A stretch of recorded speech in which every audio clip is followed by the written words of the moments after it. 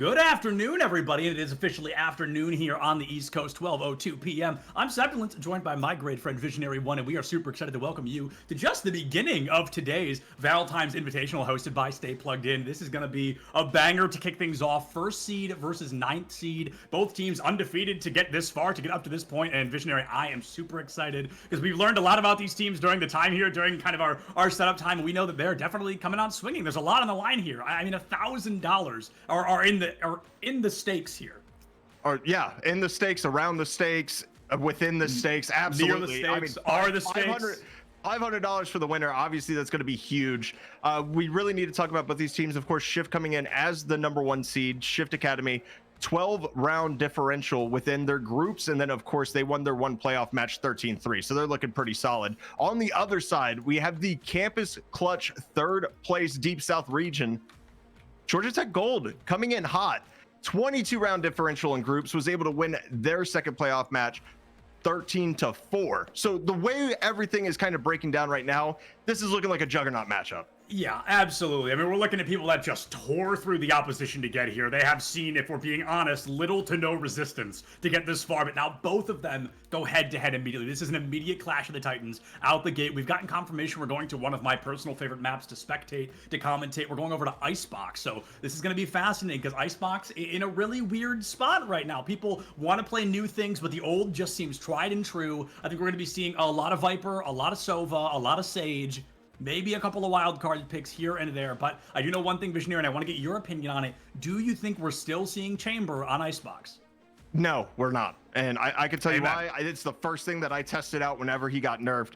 There is not enough range unfortunately, on his trademark to be able to cover your flank whenever you're trying to aggress on site. Icebox is a very wide map, and due to that, we're probably not going to see a Chamber. I've seen it happen in ranked, but ranked is a completely different situation than, you know, $1,000 tournament. So I'm expecting to see, potentially, if we're going to see any kind of meta change, maybe a second controller or maybe a raise, so you get that extra molly or grenade on bomb, just so you can not only play Viper lineups, but you can also have someone be aggressive and maybe get something down on the spike to kind of save a post plan. Yeah, I absolutely adore Raze. If I play this game, I am playing Raze. I would be super excited to see her on Icebox. I think there's a lot of great mobility options. I think there's a lot of great blast pack rotations, and you mentioned kind of the width of this map. Raze can cover the entire map in a fraction of a second. If you use those blast packs correctly, she can rotate from A to B or vice versa, and it's going to come down to a lot of individual moments, a lot of individual play styles, and a lot of individual plays to keep their teams alive, because it's important to note, Visionary, this is a best of one.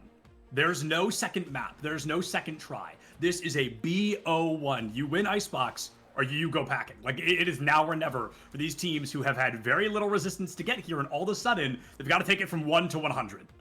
Yeah, and that 100 is going to be very interesting, right? Because Breeze is now out of the competitive rotation. Icebox is really the aim duel map, right? We have that initial aim duel. Typically, you're looking on rafters of A, or you're looking B long. And so we're going to be looking at those as kind of the focal points of what we're going to see of how to attack this map. Because like you said, it's been there for a very long time in competitive rotation. It is completely tried and true. And when we get down to it at the end of the day, it's going to be who is looking better on those opening picks to kind of just buy themselves some time for those long rotations that have to come in. Yeah, the rotations can be excruciating, and it's terrifying to make those rotations when you're on the offense, because you obviously only have so much time to plant. That's how the round works. So if you have to go for a fake, or you have to change your rotation and get in this site a little different, things can be shaky. But when you get to this level of play, shaky is not a word I feel like we're going to be using very often. These teams, they know exactly what they want to do. They know exactly what they want to bring out, and they know exactly which agents they're looking to find great success with. We're going to be jumping into the agent select right now, and we already see a couple of insta-logs here. The Omen on the board, Visionary. I'll be honest, exciting, surprising for me. It's surprising for me too, for the sheer fact that if I'm going with a second controller here, I'm probably going Brimstone, just for the sheer fact that his incendiary for post plants can be so vital, because it is so hard to hold B after you post plant. Obviously, we're not seeing Sage either, so we're not going to see the traditional wall and plant meta that dominated Valorant back in 2021. We are seeing the new Valorant. You have the KJ, so a little bit of that as well. Omen, obviously, you talked about the movement, you talked about the high lows, you talked about the splits. That's something that's going to be huge. Obviously, you can use that shrouded step, get on top of you know, the stairs or the ramp in mid. That's definitely going to be a huge point of emphasis, of course. But the other thing to note here is I'm looking right now over at the attackers, which is Shift, and I am seeing a no duelist meta, and we only saw this ran with Chamber. Yeah, this is shocking to say the very least. So not only is there no duelist on the board, there's no Sage on either side right now. A character that I said, oh, we're totally going to be seeing our girl Sage because she's here all the time on Icebox. She is a pivotal part in planting on the B site. That Sage wall saves, it can make or break a spike plant. But right now, no Sage walls in sight, no resurrections on the table. We're looking at clean 5v5s all the way down. And with a lot of those duelist abilities, a lot of those duelist utilities completely unavailable for our attacking team, this is going to be scary, Visionary. I'm really not sure what their primary approaches and openers are going to be. On the defense, sure, this can work. On the offense, are you relying on KO pop flashes over and over? What is the key to success here? The key to success here, I'm going to be completely honest with you, is just going to be being able to win your aim duels if you're going to be running this, right? Like, if you have no duelists, if you have no escapability, you have to be confident enough to be like, we are winning our duels and that's it. And right now, I'm kind of curious about the comp. I'm not gonna lie to you. Like, Shift is coming in right now, and they're attacking first, and they're not running a duelist at all.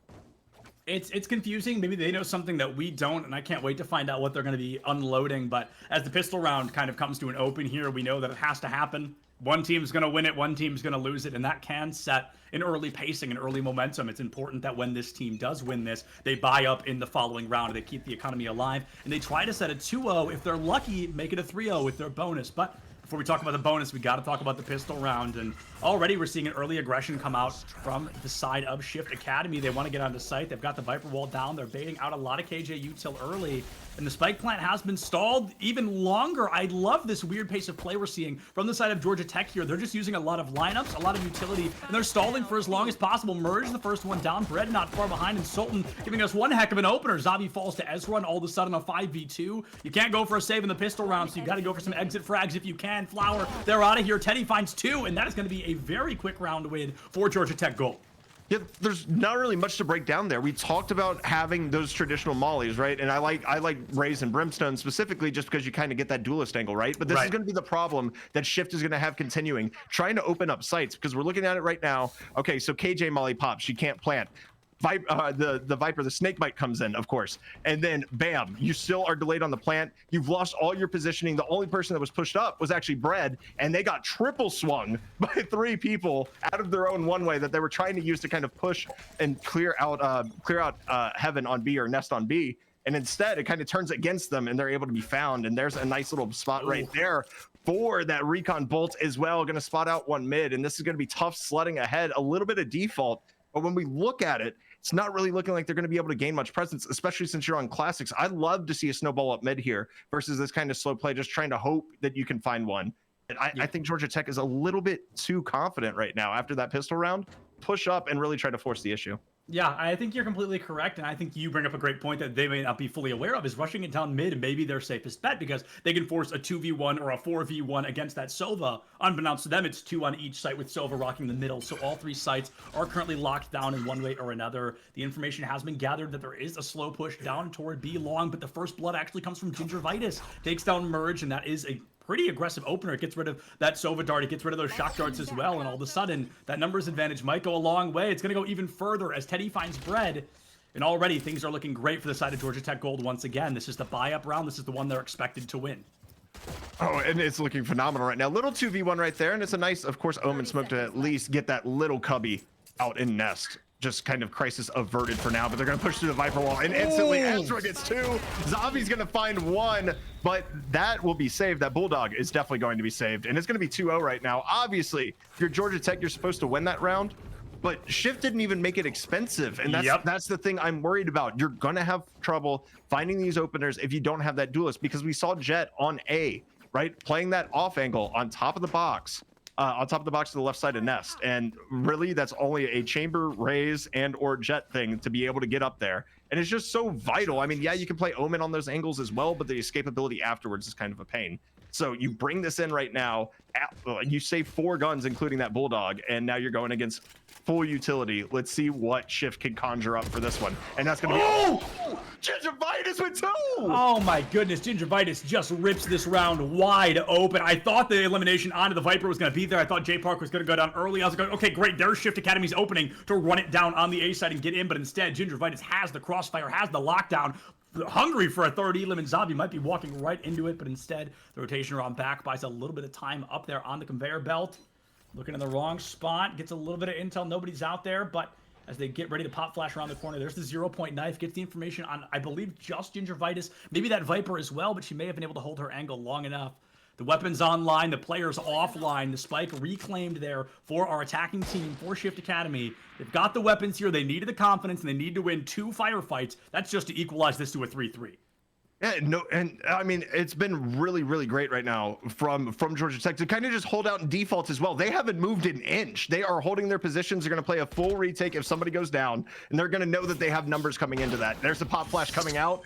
Little pre-fire from Gingivitis, not going to find one. Plant's starting to come down right now. Viper also going to occupy heaven with Jet, and there's one. Oh, this is going to be a dangerous fight right here. Oh, no. Yes, Zavi and Flower both going to get one. The trades back and forth, but only Flower is left alive. Flower, 47 HP in a dream, takes one down. At least you made it expensive. The 3rd round win. The statistics have been shattered here. 3 rounds in a row for Georgia Tech Gold. They're still carrying 2 guns. I believe one of them still being that Bulldog. If not, the other certainly is. And as that 3rd round comes to a close, they have mathematically handed over the 4th round as well, unless they're able to win this out in a thrifty. I don't think they're going to have any ultimates online. They're going to have to change the pace of play. They're going to have to stop peaking Gingivitis, because if 2 rounds haven't taught you to stop doing that, maybe a 3rd one will. I mean, I would hope so. I was just going to be completely honest. Yeah, the man, the myth, the legend, able to pull those off, obviously.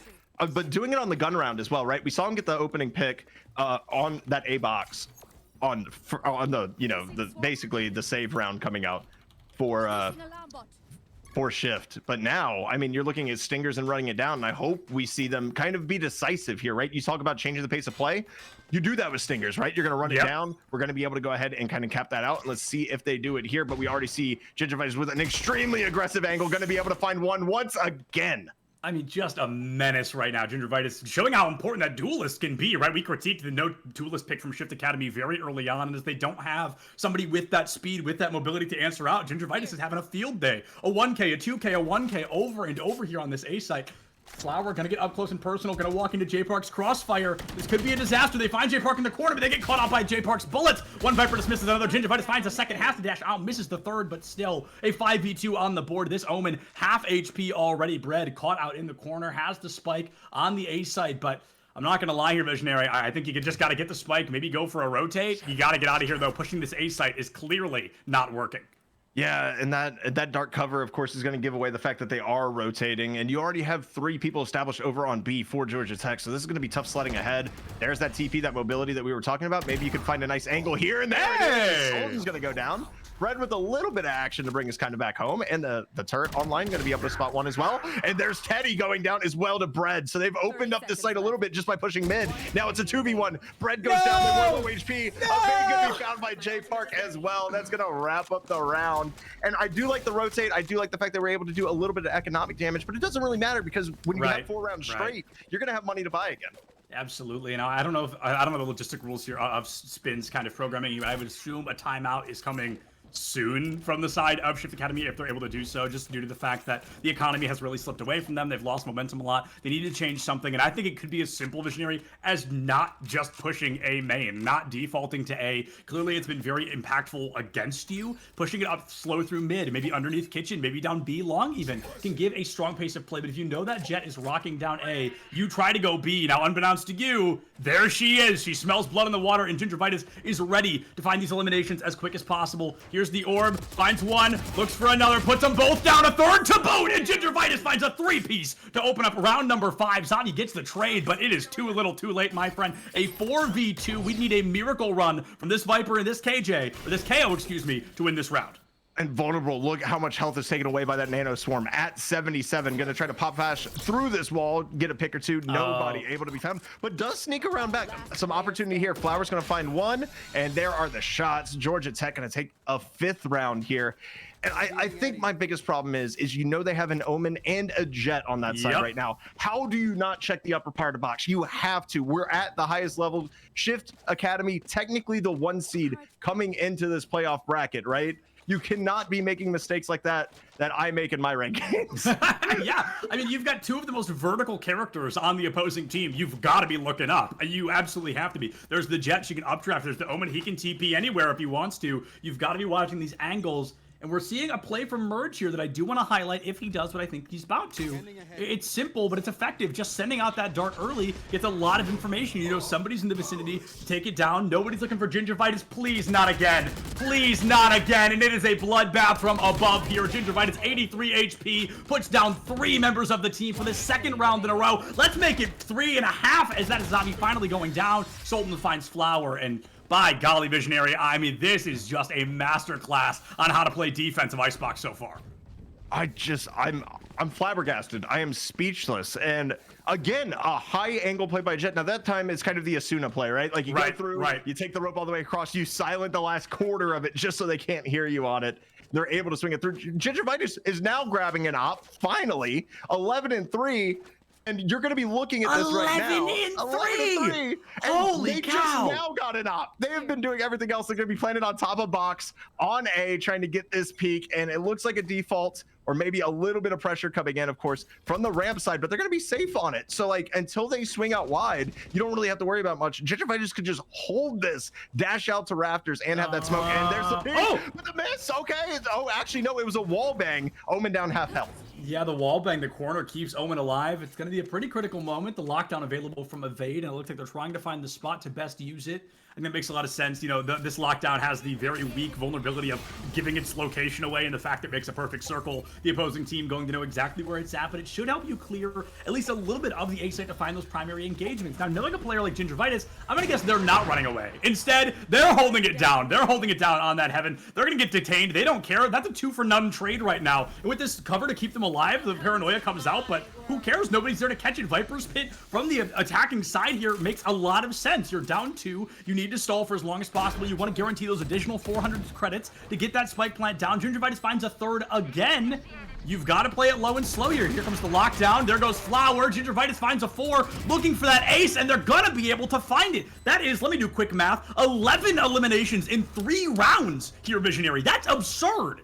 Yeah, they've matched their total that they previously had, including those rounds. Right? I mean, you get an ace right there. Now you're at 16. You're at 16 through 7 rounds. If my math is correct. 11 of those in 3 rounds. Yeah. That's 2.3 kills a round. Insane. What are you doing with your life right now, Gingivitis? Just on one. Just absolutely on one. And I mean, I don't want to go back. I don't want to harp on Shift Academy a lot, right? Because we've seen all Ascent, all Haven so far in this tournament, right? So you get Icebox, you kind of get thrown for a loop here with the ban of, you know, either Ascent or Haven, depending on how it went. And now you're thrown into this and you're like, hey, what comp do we run on Icebox? It's been a while since we played this in a competitive setting. What are we going to do? And I'm sorry, just no duelist isn't it, Chief. Especially if I has this kind of answer. Yeah, it's absolutely not the play you want to be making. And a lot of people harp on Icebox for being the most vertical map in the game. There's a lot of looking up, there's a lot of looking down, and maybe that's just kind of a weak spot for Shift Academy. They're great at looking left, right, and center, but when it comes to up and down, they really seem to forget about a lot of these angles. And speaking of looking up, Gingivitis, as if they could look up any higher. I mean, they are up there watching conveyor belt, watching that A-long snap, but nobody's there to catch it yet. They get caught out by the Sova. They get the recon bolt. Have to relocate, probably just on the back catwalk. Oh no, poor Evade, 33 HP, just completely caught out by their lonesome. There goes Park as well, so it's a decent trade, but not very long. Bread falls, 4v3. This is absolutely still winnable for our friends at Shift Academy, but they're going to have to get that op down, or they're at least going to have to get close enough it loses value. Oh my god, this angle that Gingivitis has as well, just playing the top of Nest on that side, it's going to be so lethal because they have so many angles that they can kind of peek out at, and they're looking, trying to find one. Going to evade it for now. 410 being very useful. Pop flash coming out. Spike. Merge is going to get popped off right there. Spike is down. This is tough sledding ahead. Oh! Gingivitis the flick. What? Wow. I mean, might have just broken his wrist right there on that flick. That was incredible. Just a wide snap out. Zavi trying to find anything if they can, but it's all about the economy right now. 8-0 here on Icebox. This is the #1 seeded team in the 0 slot right now. This is Georgia Tech absolutely storming through this team. When does the timeout come? Like, you have to have a chat, right? You have to talk about this. Even if it's to catch your breath, like, yeah, like, the lineups that are happening right now, just with, you have a Molly between the Nanoswarm and of course the snake bites on both sites. It is so hard to try to push through that and be able to get a quick plant down, and we're seeing them default, and typically this is what I see teams do. and especially in the collegiate scene. Obviously, Georgia Tech is in the collegiate scene as well, but they like to default, right? Whenever they start kind of losing, and I think that's the exact opposite thing of what you should be doing. I think you have to play with aggression, you have to play with pace, because at this point, got to be different.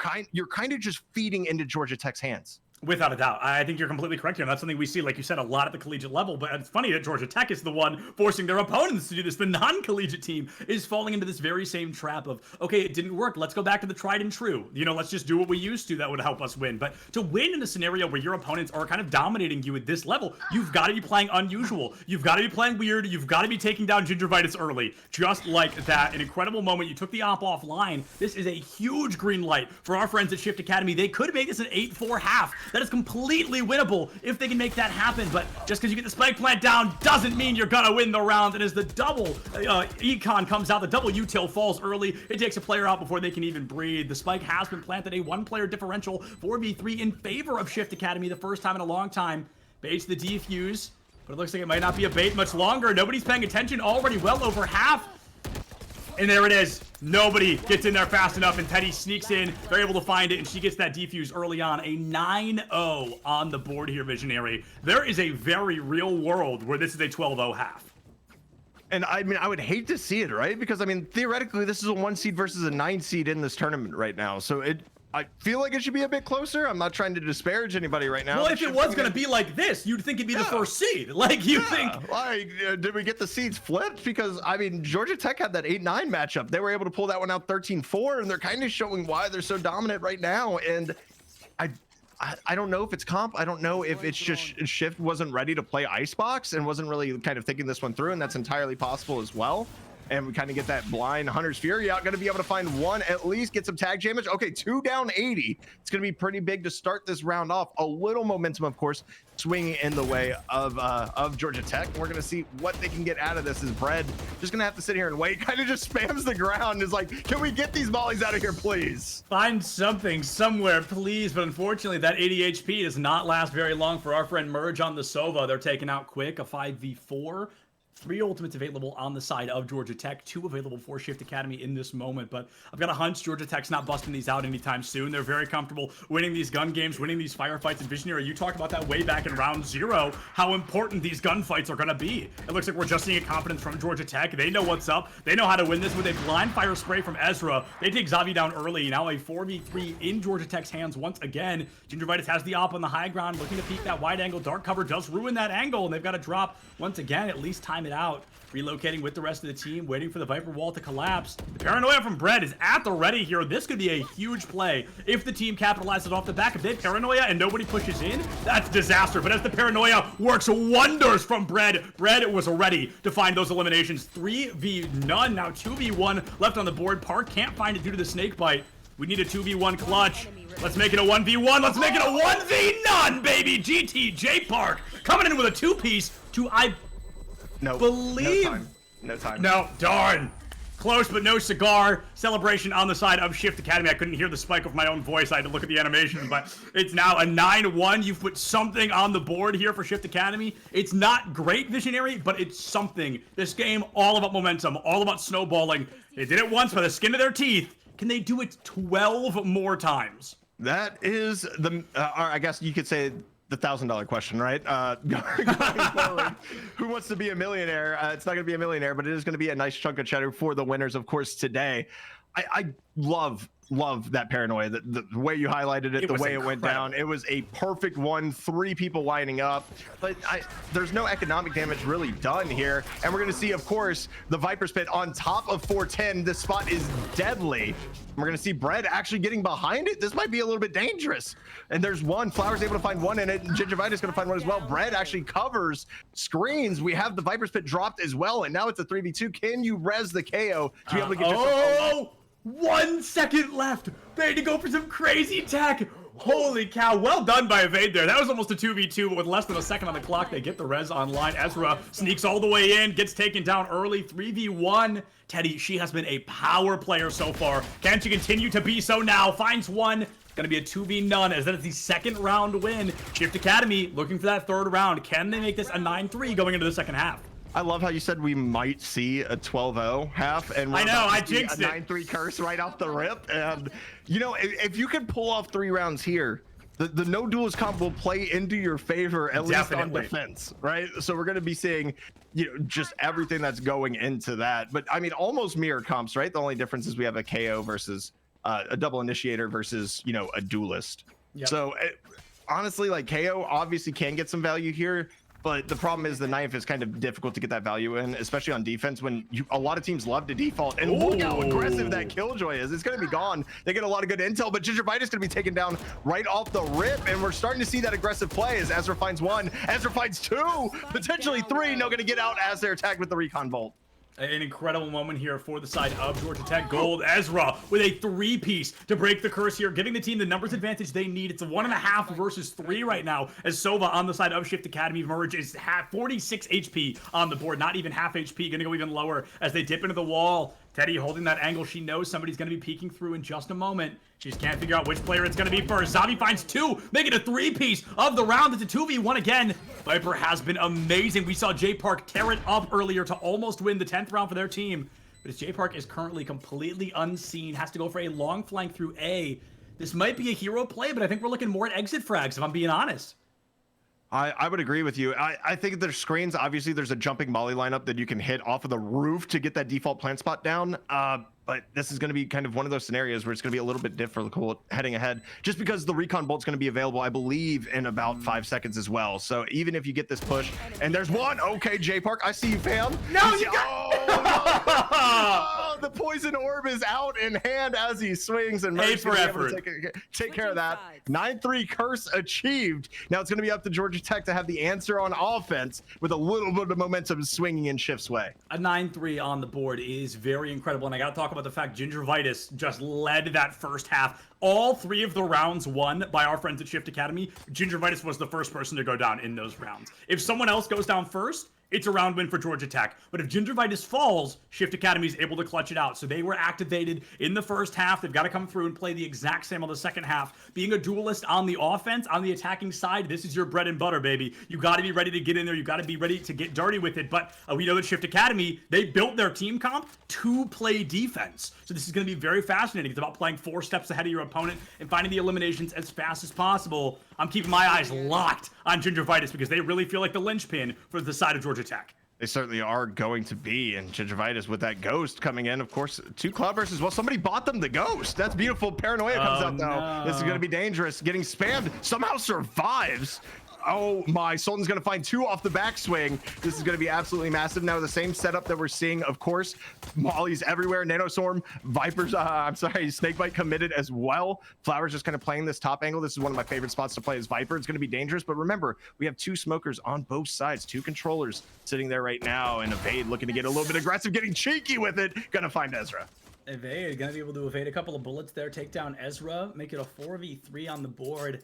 This is a tough one for Shift Academy for a myriad of reasons. Teddy holding the flank behind Flower, and it feels like Flower knows someone is there, but they're not confident enough to take that push. With 45 seconds left on the clock, we're seeing a great patience from Georgia Tech, and I think this makes a lot of sense. You know, you overextend, you just hold W, you hand your opponent the round. Especially in the pistol round, it comes down to accuracy, to mechanics of the game, general mechanics of play. Evade, can't dodge everything and gets taken out by Sultan for a 3-piece. Let's see if we can get 4 on the board. Maybe a pistol round ace in the wings, as they know it's only that KO left standing. Running for his life, hiding up in kitchen here is Teddy. Teddy giving away, dashes it down, finds Zavi.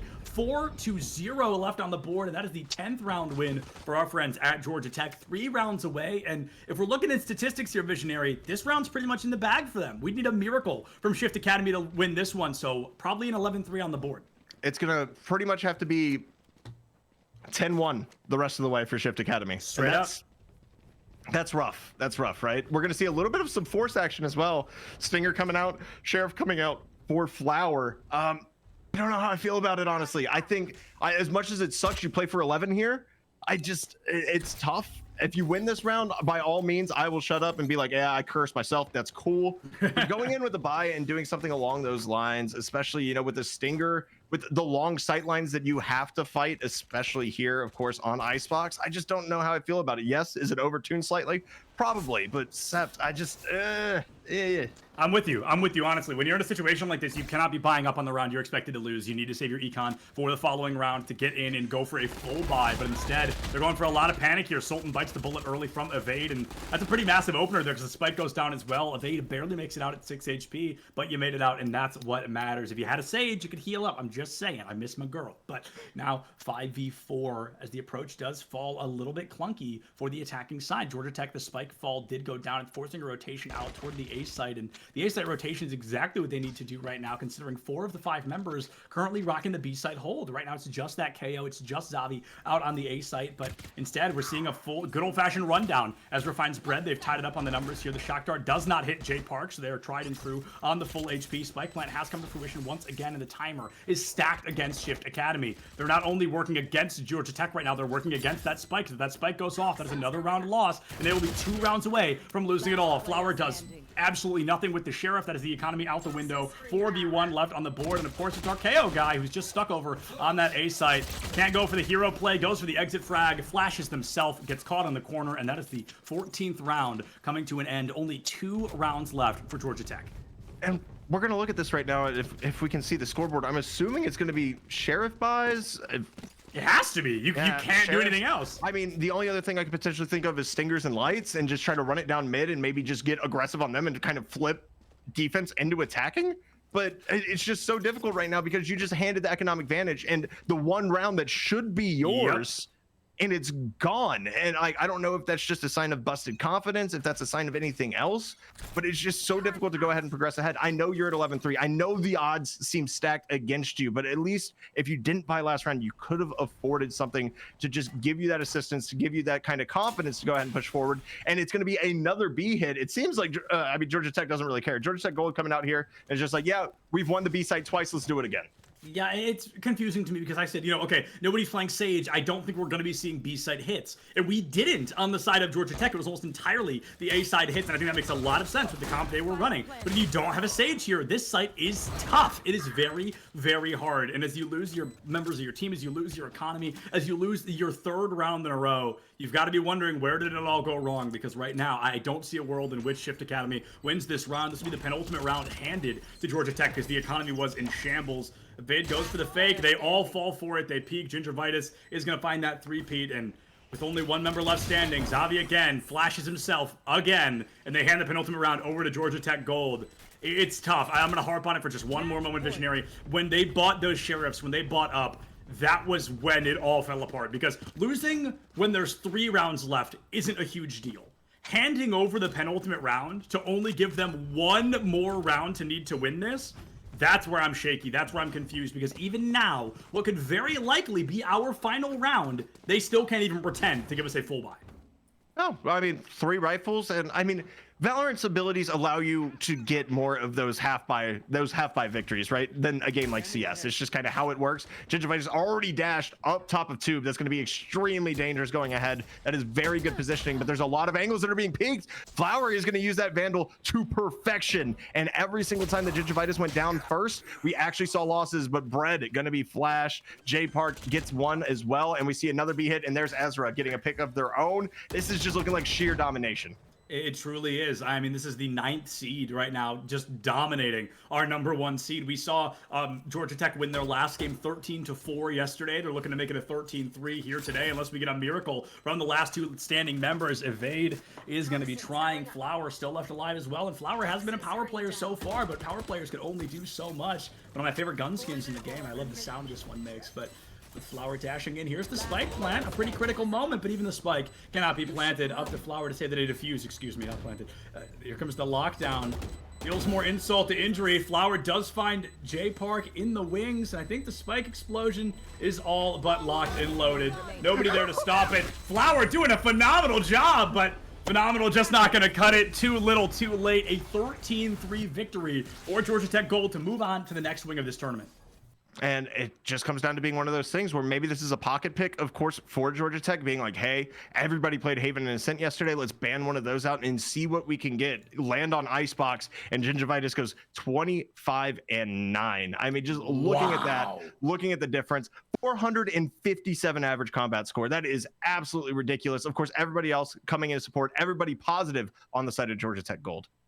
It was just it felt close, it felt possible, and there was really only that one major play that I did not like of buying up post pistol round. It didn't make sense. It wrecked the econ, and it made it practically impossible to win anything else. I hate to harp on it, but I feel like if we're looking at it for an analysis standpoint, that was the moment the loss truly began. Was that buy up, because the economy didn't have time to recover. You buy up in the second round of the entire game because, yeah, you've got the entire first half to fix your economy, to buy up whatever. But when there's 2 rounds left, unfortunately, that's just not the time to do it, Visionary. And they learn, you know? It's just fool me once, fool me twice. But unfortunately, that's going to get their wings clipped here a little earlier than they may have expected. Yeah, and you know, I don't even mind the force there because you do need rounds, but if you do it, you have to have the whole team do it. You can't have anybody in the classics. You got to get some marshals in there. You got to get some stingers in there, get some light shields, see what you can do, see if you can bust up some economic damage on that bonus round. They weren't able to do it on the anti-eco, and you have 2 people forcing. It just seems like a discombobulation a bit. Georgia Tech just seemed more cohesive. They seemed more aggressive, more decisive, especially with their sight hits. And when things like that happen at this level of Valor, the team that sets the pace of play will typically win the game. And we saw that today with Georgia Tech Gold. Without a doubt. We talk a lot about team compositions as well. There were no Sages. For Georgia Tech, that didn't matter that much. For Shift Academy, it felt like that's what they needed to succeed. They hit B every single time. They lost B every single time, and I think the Sage wall could have made a huge difference. Maybe I'm putting too much weight on her shoulders, but the pros do it for a reason. You know what I mean? Sage is so viable. She's so important. She's so pivotal to success on that B site. So to not choose a Sage, to not choose a Duelist, there were a lot of questionable team compositions that didn't work well, and at least you've got a great VOD to look back and kind of walk through why did each round fall the way that it did, what changed, what made it so easy for us to go down, other than Gingivitis, of course, who just had the game of their absolute life, a 450 combat score. But there were a lot of small reasons, a lot of micro plays just that came from character choice, from agent choice, that did lead to several round losses. So hopefully Shift Academy can go back and rewatch that and identify a little bit what compositions should be run better on a map like Icebox. Yeah, and I mean, we talked about it being aim duel centric, right? And I felt like Gingivitis just kind of set the tone early with that. Wasn't much of a duel. Yeah, it felt impossible to overcome after that, right? Because you're just getting opening pick after opening pick. I think it was like 6 first bloods on the screen. Let me double check just to make sure my numbers are right. It was 6 first bloods. So wow. Yeah, Gingivitis just kind of opening up, and we saw them lose rounds on defense when they were picked off, of course. But that first blood to first death ratio, I think, is 6-3 regardless. You got to feel pretty good about that. Absolutely, a 2.0. I mean, that's definitely something to be proud of. And folks, you know, we just watched the same game you did. It was a little quicker than I think we anticipated. Our next matchup is slated to start at 1 p.m. EST, so we're going to go ahead and throw it to a break now. Keep an eye on the channel to make sure that you're here when our next matchup starts. That was a fun one. We've got one more best of 1, and then we've got a best of 3 to end the day, and that's a certified banger. So we'll see you right back here with some more Valorant in just a little bit.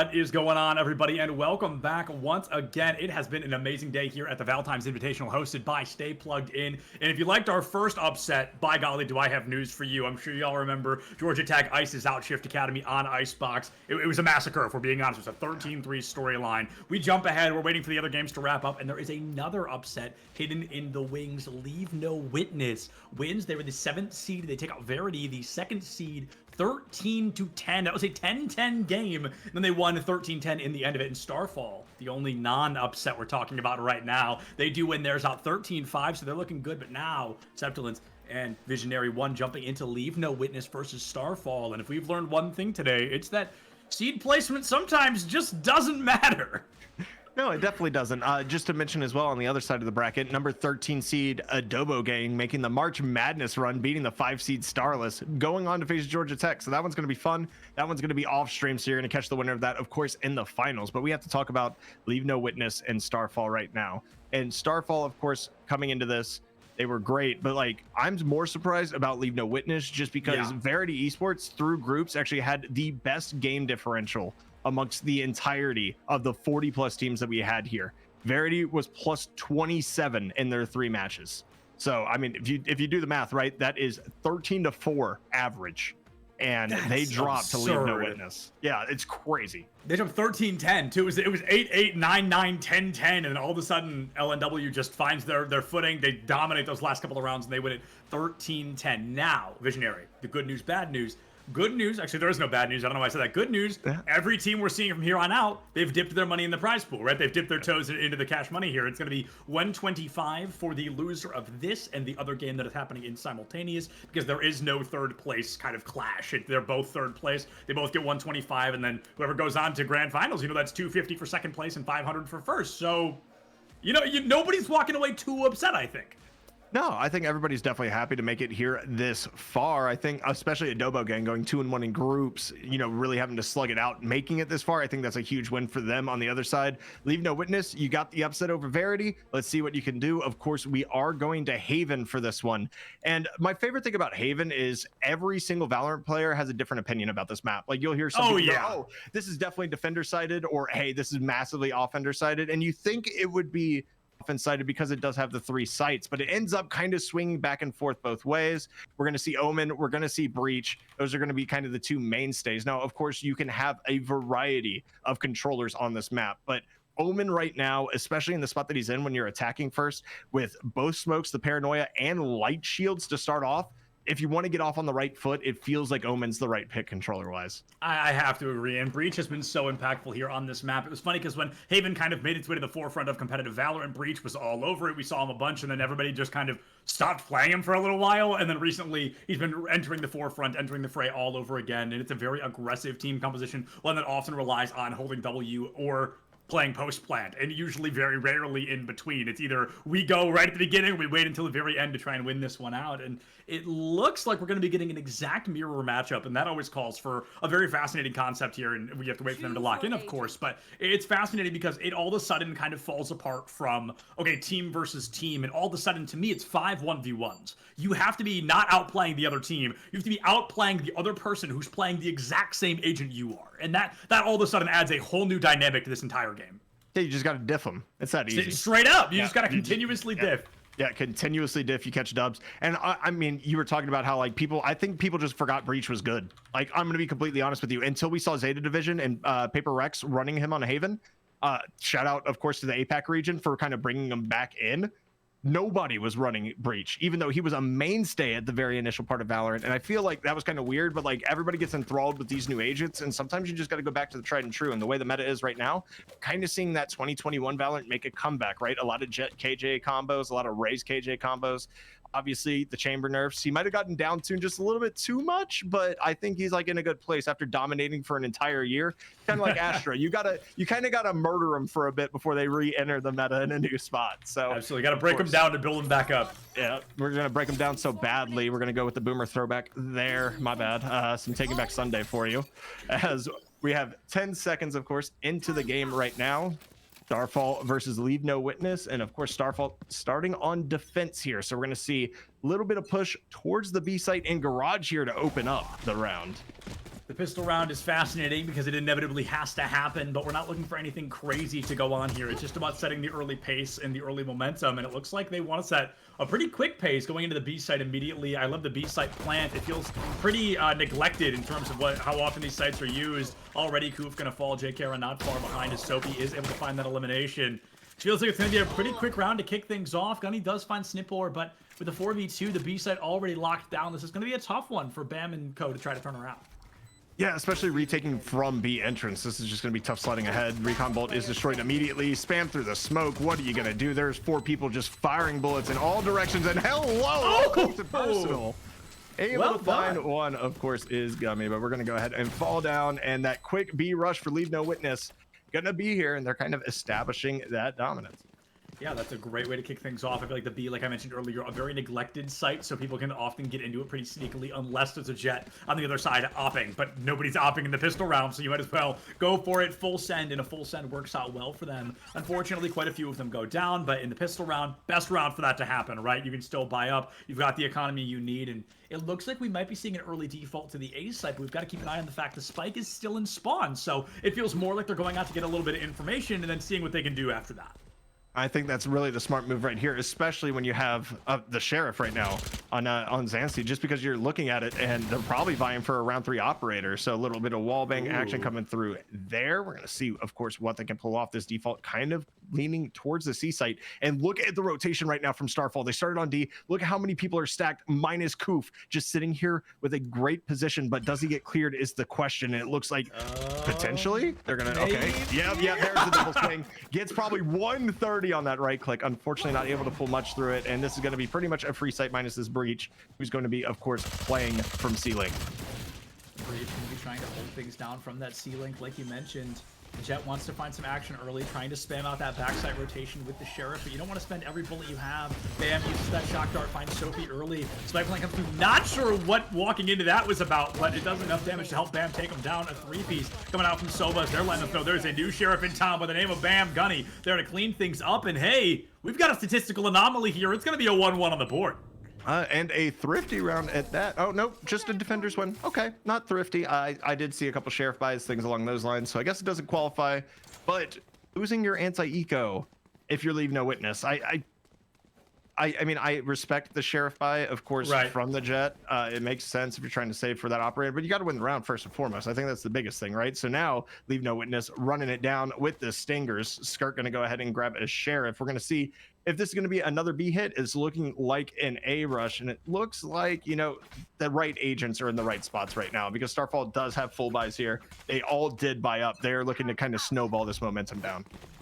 See how effectively they can do so. They get flashed out early by the Breach, but nobody's there to capitalize off the back of it. A bit of a spray and pray coming out from LNW as they rush it down. Gunny gonna miss that shot, dashes back in, rushes it towards Sewers. The dark cover was there, and they want to push into it. A very intelligent play, but might not be enough to keep the team up and running. Sophie finds one. J.K. is gonna get that trade immediately. Skirt finds Gunny there, and Sewers, nobody there to help Sewers, and now it's a 4-3 turnaround. Singapore finds J.K. and all of a sudden the 1v1 has just ended with dominance for LNW. 2 members left standing. This is the round they were probably supposed to lose, Visionary. They came out with Stingers and I think a Sheriff to their name, but it looks like the dominance has been starting pretty strong for LNW here.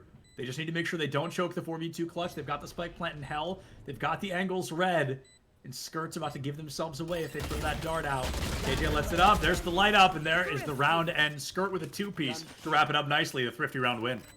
Yeah, not only a 2-piece with a Stinger, and I'm going to be honest, I would have run out of bullets by the time I killed the first person because Stinger's going to Stinger, right? It's just one of those things. It legitimately pukes bullets out at enemies. Like, it is nonstop action, but I really love the aggression that they were able to get, and it seemed like it was going to fall apart, right? The fault line came through at the beginning. You know, you smoke off main so you can try to get that control, and you get fault line, and everybody's just kind of clustered right there on A main. No spray came through. They weren't really aggressive with it. And I feel like when you have rifles there and you know you're kind of solidifying that, you have the chance, especially after you see that smoke go down. Just spam the smoke. What do you have to lose?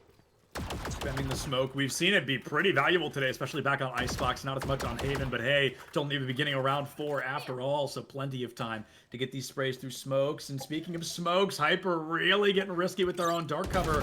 Wants to peek out from Garage, but doesn't want to run the risk. The risk never worth the reward there. Hyper goes down early. Even with the Sheriff to their name, losing that player can definitely hurt the team's advantages. This is a confusing one. Bam. Gonna miss a couple of shots. Bang, bang, boom. Nobody goes down yet. Owl drone online. Koof whiffs it as well. A 5v3, and the weapons disadvantage really hurting Starfall here as the spike plant is getting closer and closer. I think the big thing to note right now is the two that are alive are both on flank. Is this going to be found out? And this is my big thing right now. You have two people on flank. You have Bam able to get that shock dart down, take down the spike. There's the flank. There's the shot. Immediately Gunny, one tap right there. A little bit of chip damage down on the corner as well. And this is such good post plant positioning right now because they're not going to expect this swing. And Bam can't hit it. 1v3. This is going to be tough sledding ahead, of course, for Gunny. Can they pull this off? They're still in the flank position. Plant's going to go down on back sight. You have two ultimates. If you really need to use them here, I doubt that they do, knowing that they're holding that 3v1. It's going to be difficult, and Gunny might be opting to kind of save here, and I wouldn't blame him at this point. Yeah, I'd like to see Gunny running here. I think it's going to be pretty important to not overextend and lose your weapon for economy, but I can't even get the criticism out before it comes to a close. Gunny goes down in the 3v1, does end in favor of a Leave No Witness. They've got 3v1 on the board now as well, a 2-round advantage. Starting pretty strong, something they weren't able to find until the end of their last map. So this is a strong start for them. The 2 rounds up. They've got every weapon except for Spurka, who I think is going to go for, I was going to say, kind of a forced buy here, a buy up actually from a teammate. So almost everybody's got a rifle on the board, but this is still kind of a Franken buy from Starfall. That fire rate might hurt them in the 1v1s. It could. I mean, you have the Blade Storm though, so Jet, of course, on the Classic doesn't really bug me. That fault line has been so clutch, and they've been hitting with peak efficiency. Honestly, every single time that has found some value to at least slow down a push, as we see that aggression towards A main right now for Leave No Witness. But it's a nice little default as well. We're gonna check out with the Owl drone. We're gonna see if we see anybody sewers.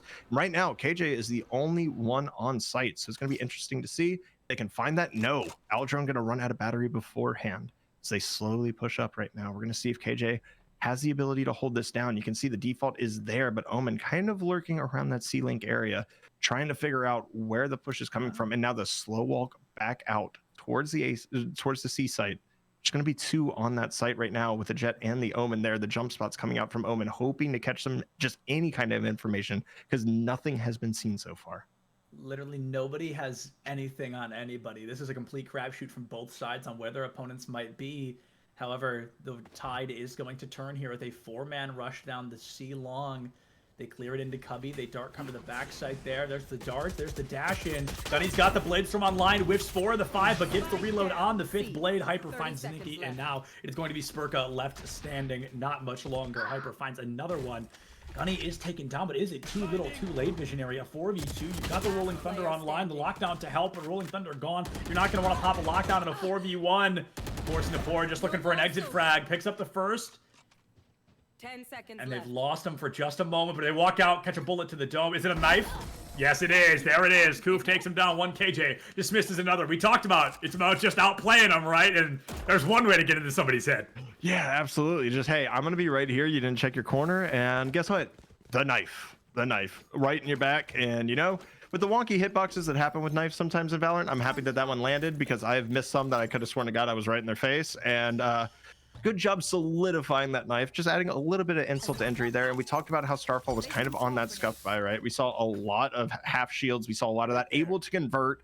Obviously, that Blade Storm kind of opening up was huge. And then, of course, the Omen on Starfall as well, being able to pick off 2 off that opening. And now the fault line misses for the first time as we push back towards the A site. It looks like this is going to be a hard commit. Yeah. And the interesting part about this as well, still only KJ sitting on the A site. Of course, the utility is there to slow down a push, but if they overwhelm this, they might have sight for free. Yeah, 2 agents notorious for holding down sites by themselves, being the KJ and the Cypher respectively. But with a 5-man push, it's going to be very difficult for this KJ to get much value.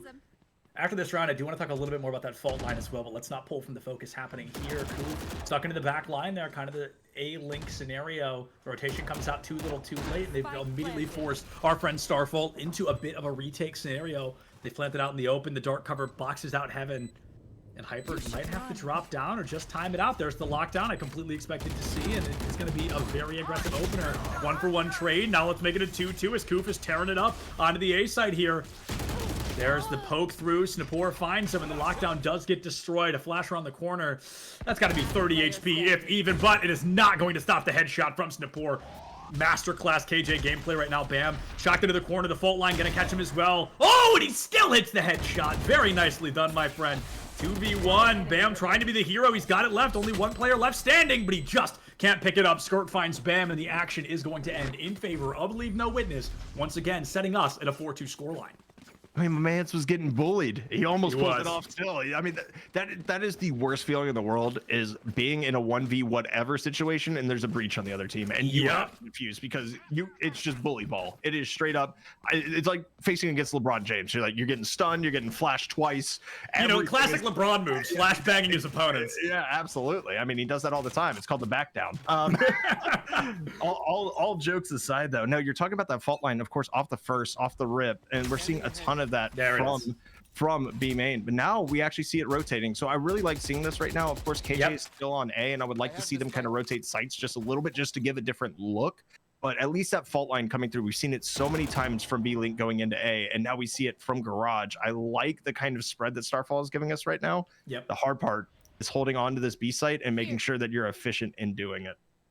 Holding onto the B site has proven easy for our friends of Leave No Witness quite a few times, but this is the first time we're really seeing it double, maybe even triple held by Starfall. They want somebody to overextend. They want somebody to take the bait, and poor Bam, even on the jiggle peak, catches a bullet to the body, 89 HP. Gummy has to dash into the corner, goes up onto the high ground, and finds the trade onto the opposing Jet. 5v4, B site completely left open now as the rotation seems like a quick dash towards A.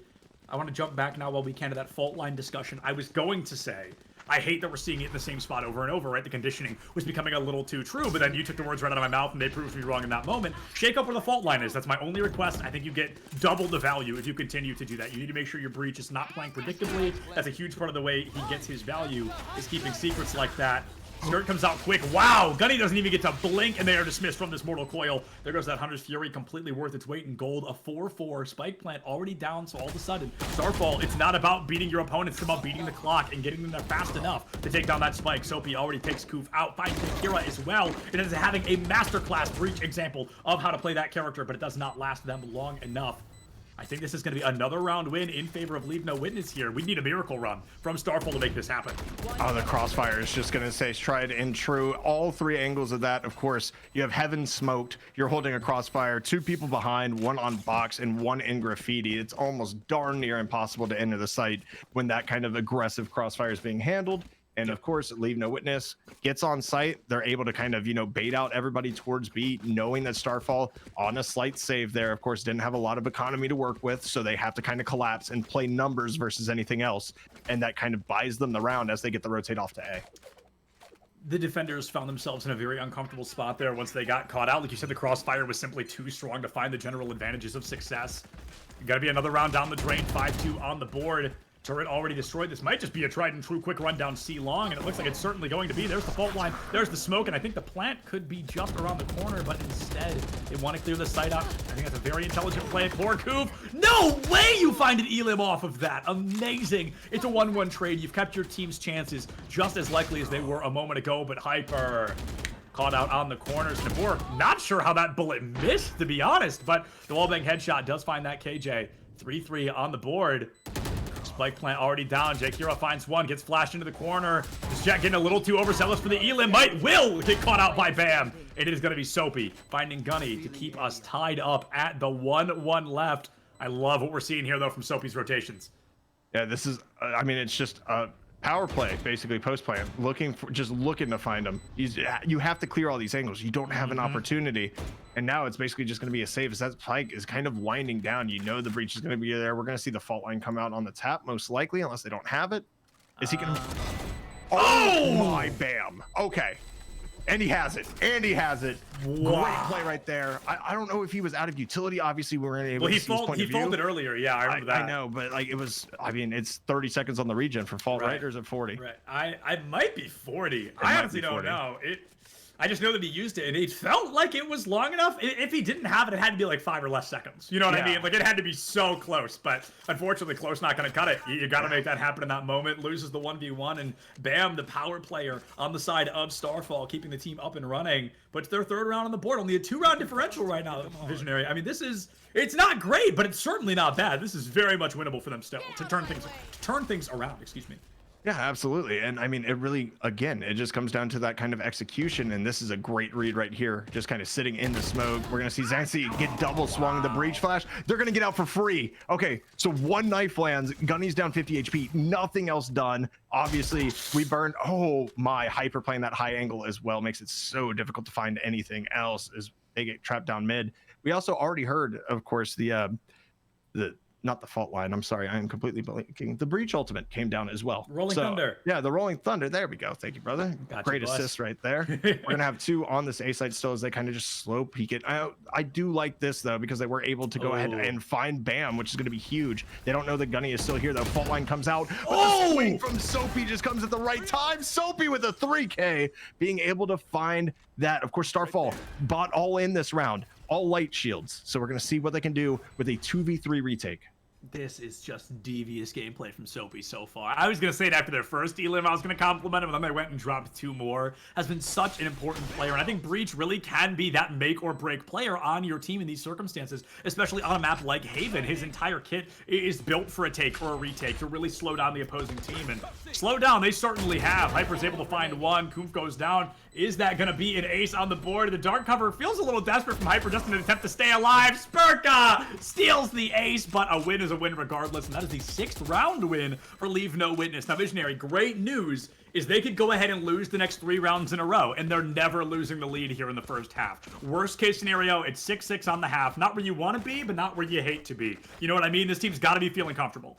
They are certainly feeling comfortable, and if you look at the economy of Starfall right now, I mean, Leave No Witness probably going on to number 7 as well here. Bunch of sheriffs, no shields going down. Of course, we do have the Blade Storm for Starfall, so might be able to find some.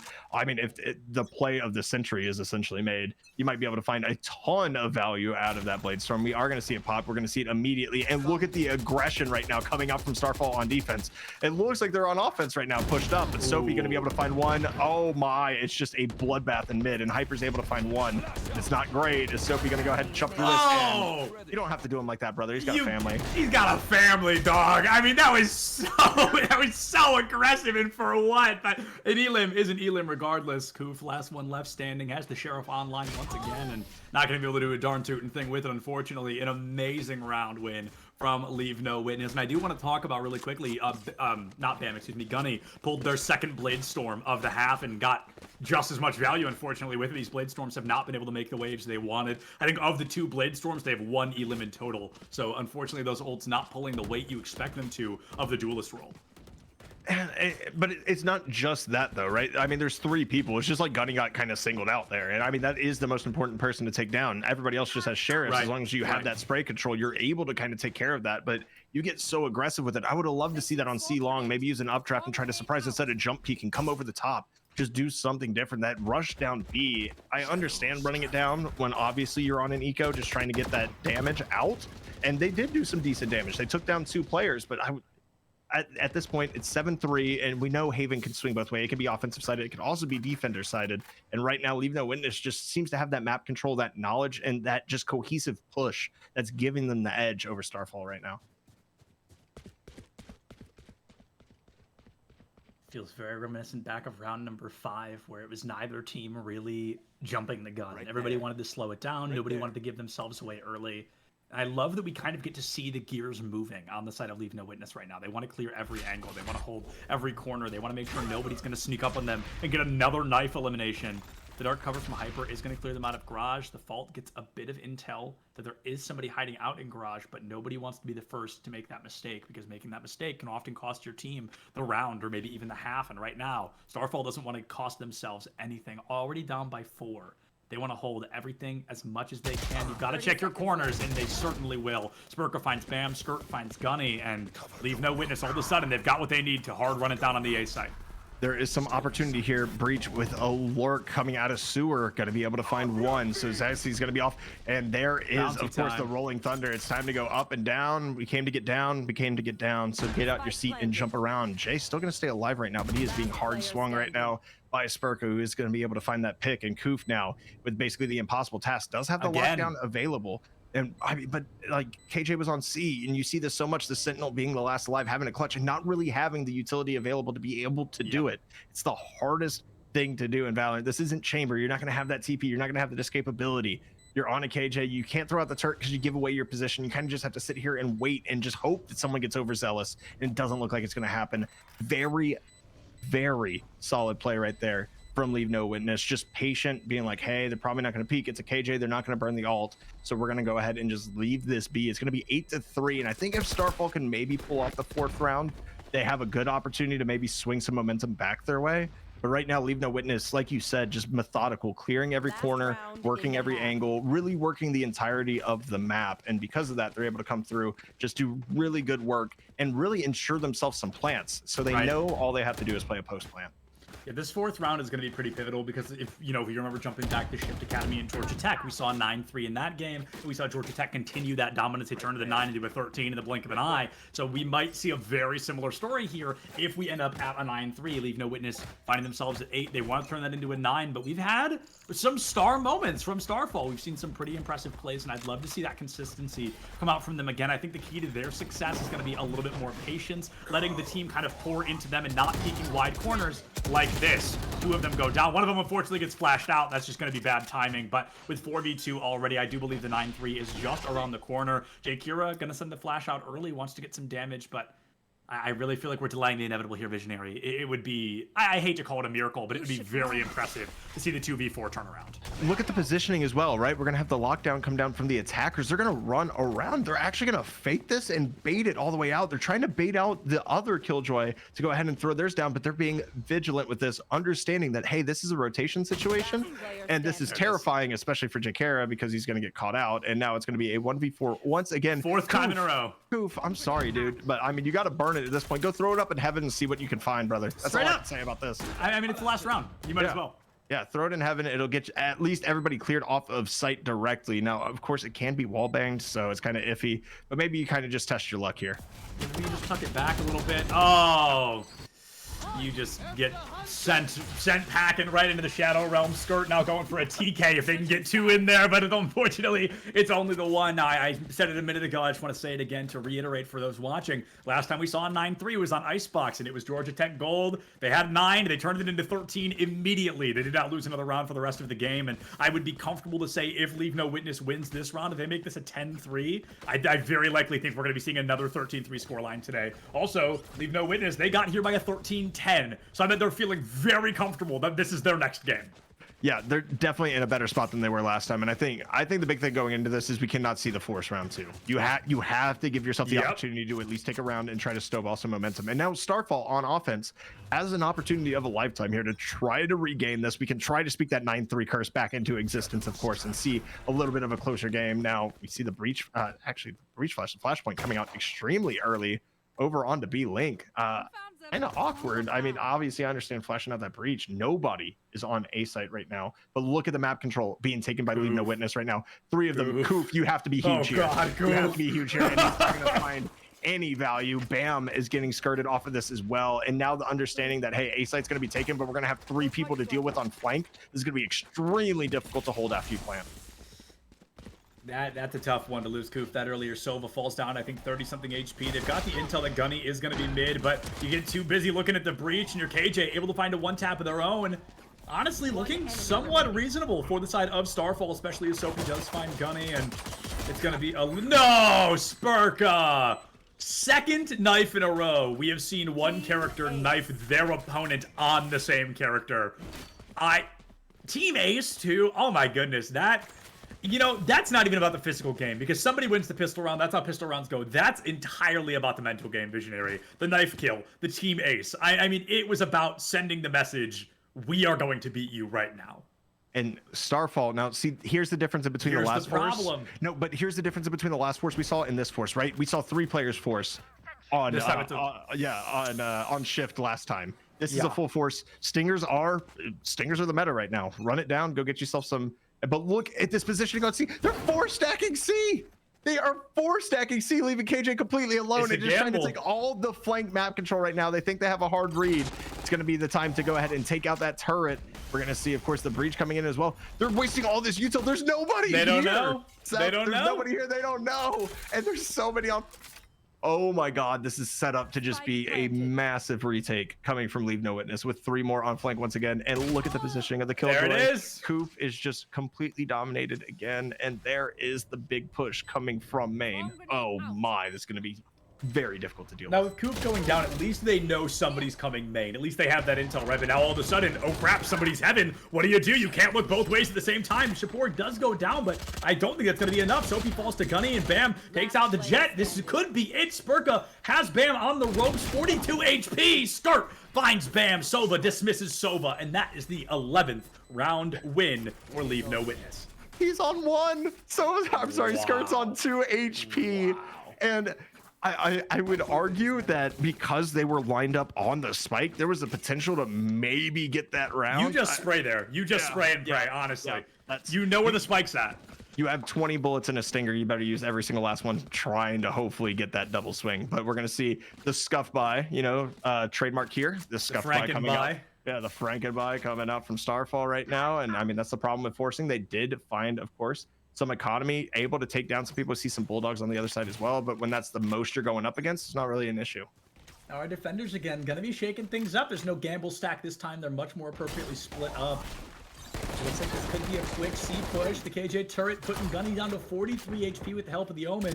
Turret finally bites the dust, but Snapor peeks the corner a little too overzealous. Does not wait things out. Pretty poor trigger discipline, but you get the trade, and that's what matters. Omen TP's out. Gunny misses the shot. Bam finds one to trade it out, and this is a 4v3. Oh, just kidding. Now it's a 3v2.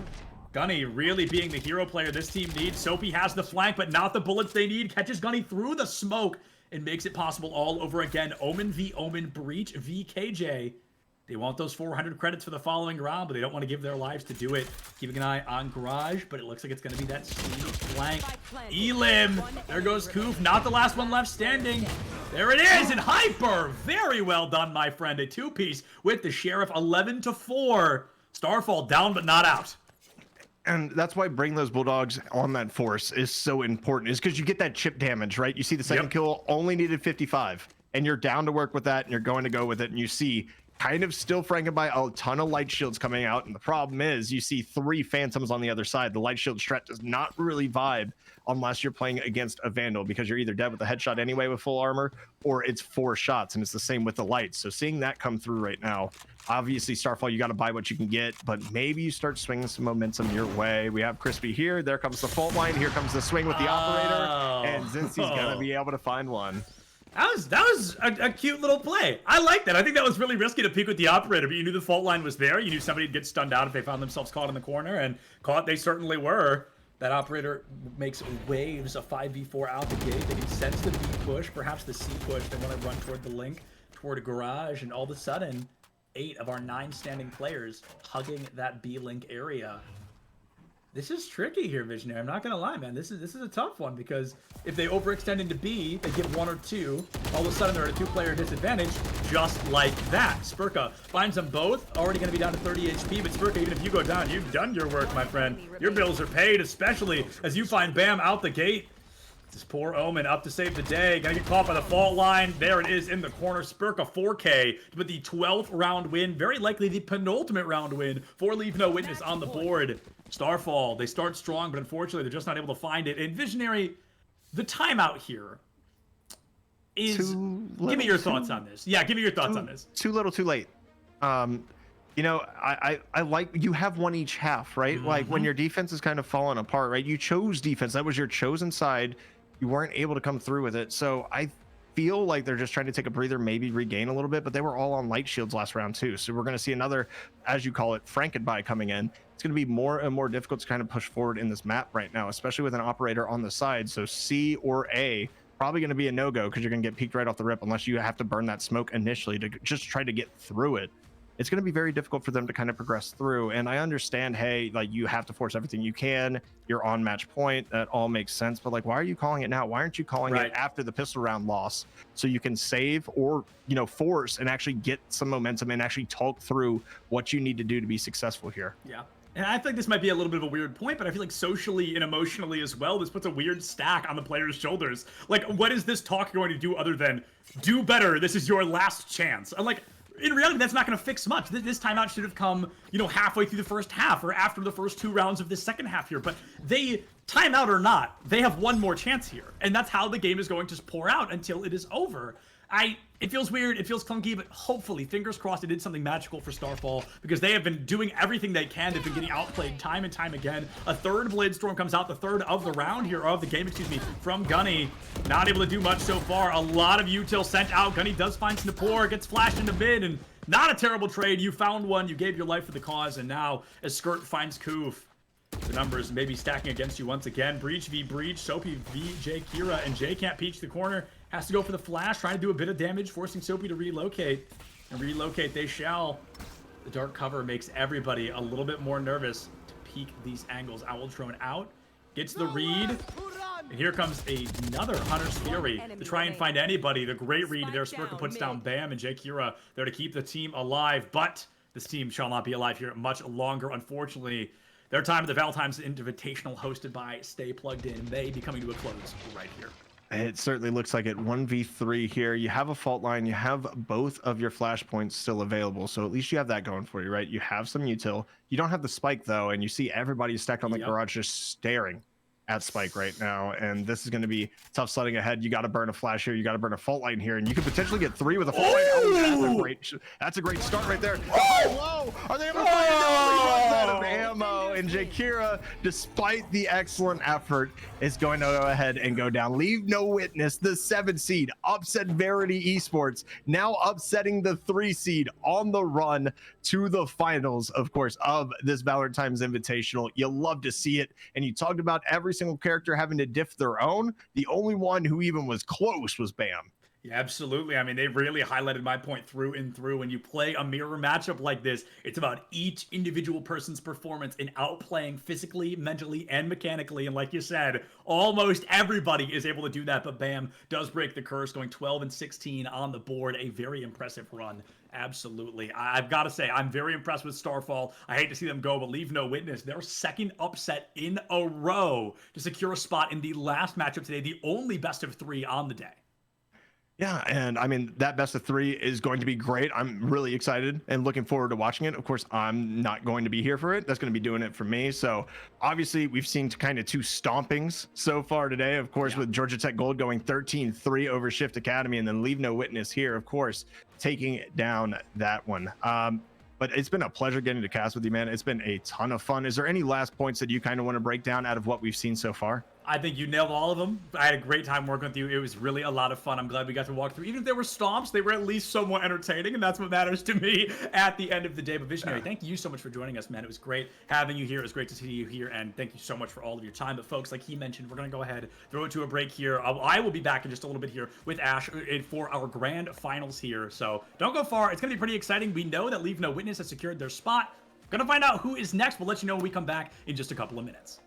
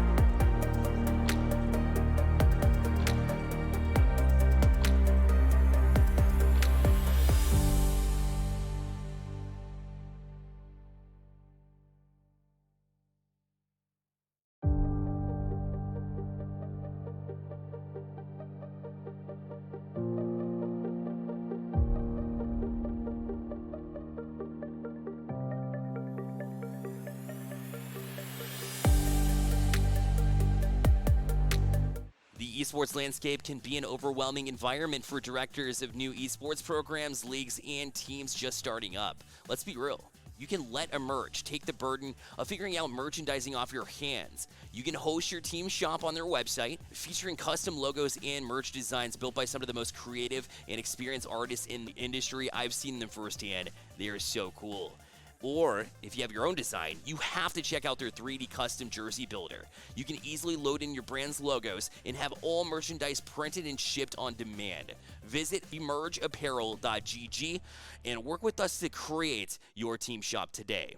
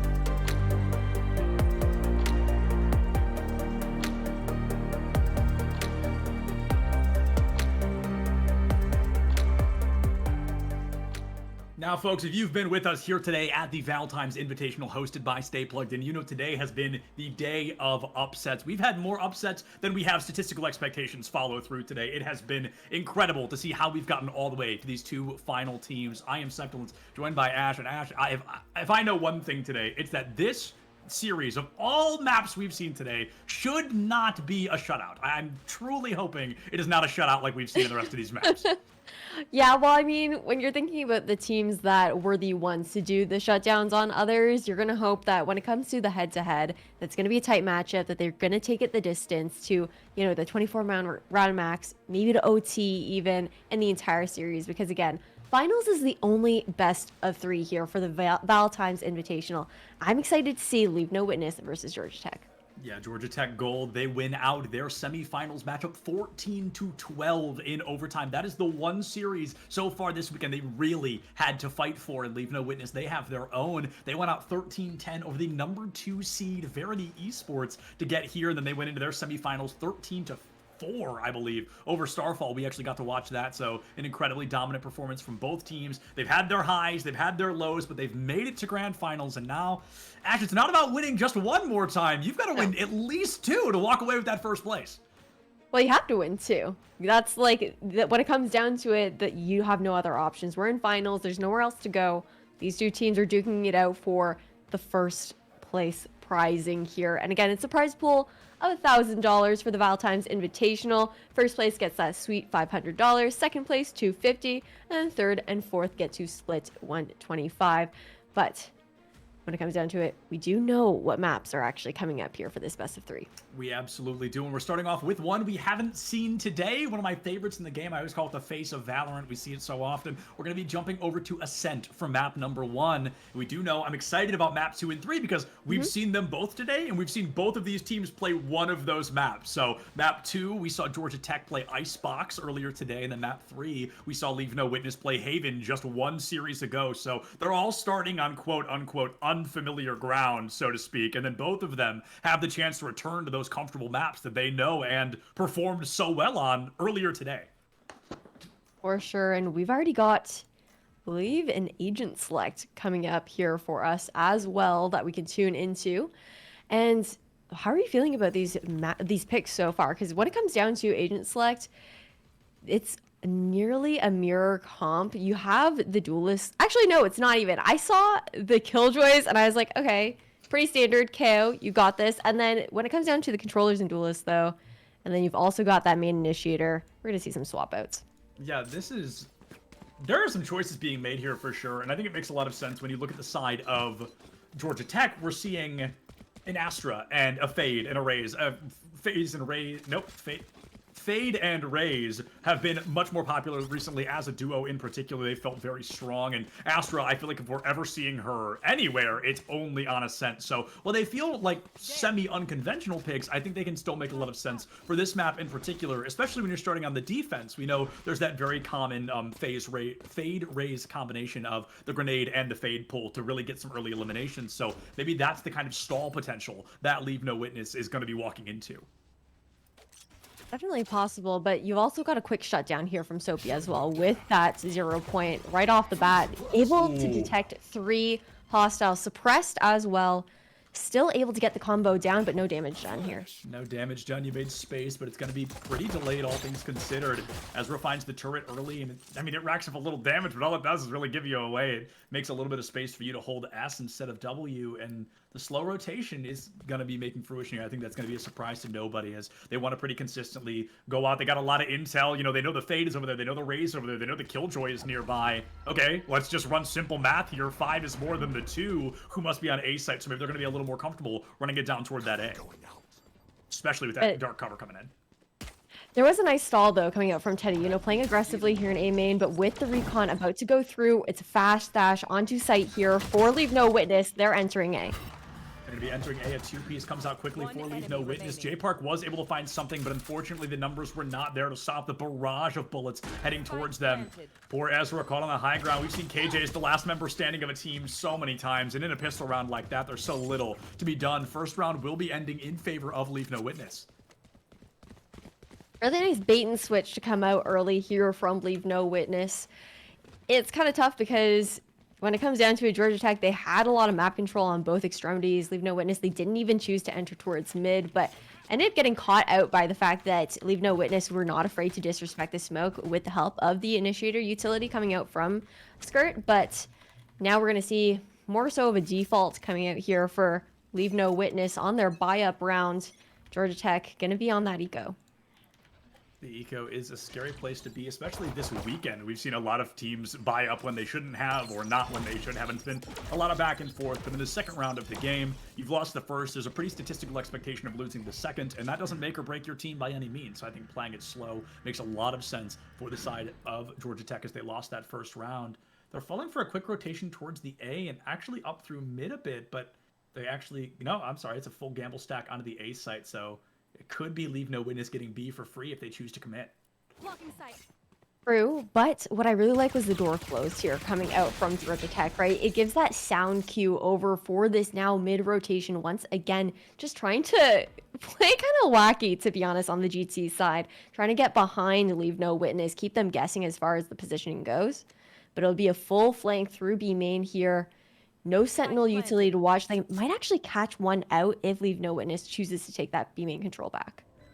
This is so funny because this is the exact playstyle that Leave No Witness used to beat out their team to get to grand finals, and now it feels like Georgia Tech's trying to run it down on them, give them a taste of their own medicine, and unfortunately, it is not working well, at least not yet. What a shock dart from Skirt. Almost a two-piece there as Sultan, now probably 10 or less HP on the board, stuck in the corner. The spike is ticking, and there is so little to be done here from Georgia Tech. J Park from the mid has the classic, takes down Snapboard, gets a new gun for their efforts, but it is a three-piece to clean things up quickly and Leave No Witness.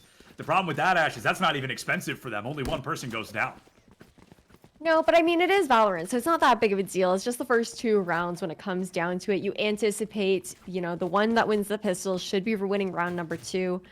But I do applaud Georgia Tech for trying out a little bit of innovation. Also, it's nice to kind of experiment in that way to see what kind of space you're able to take and what is going to be easily left alone by Leave No Witness on their attacking side. But on their bonus, they're looking more towards your general B split. Even could be a full rush towards the mid side here for Leave No Witness.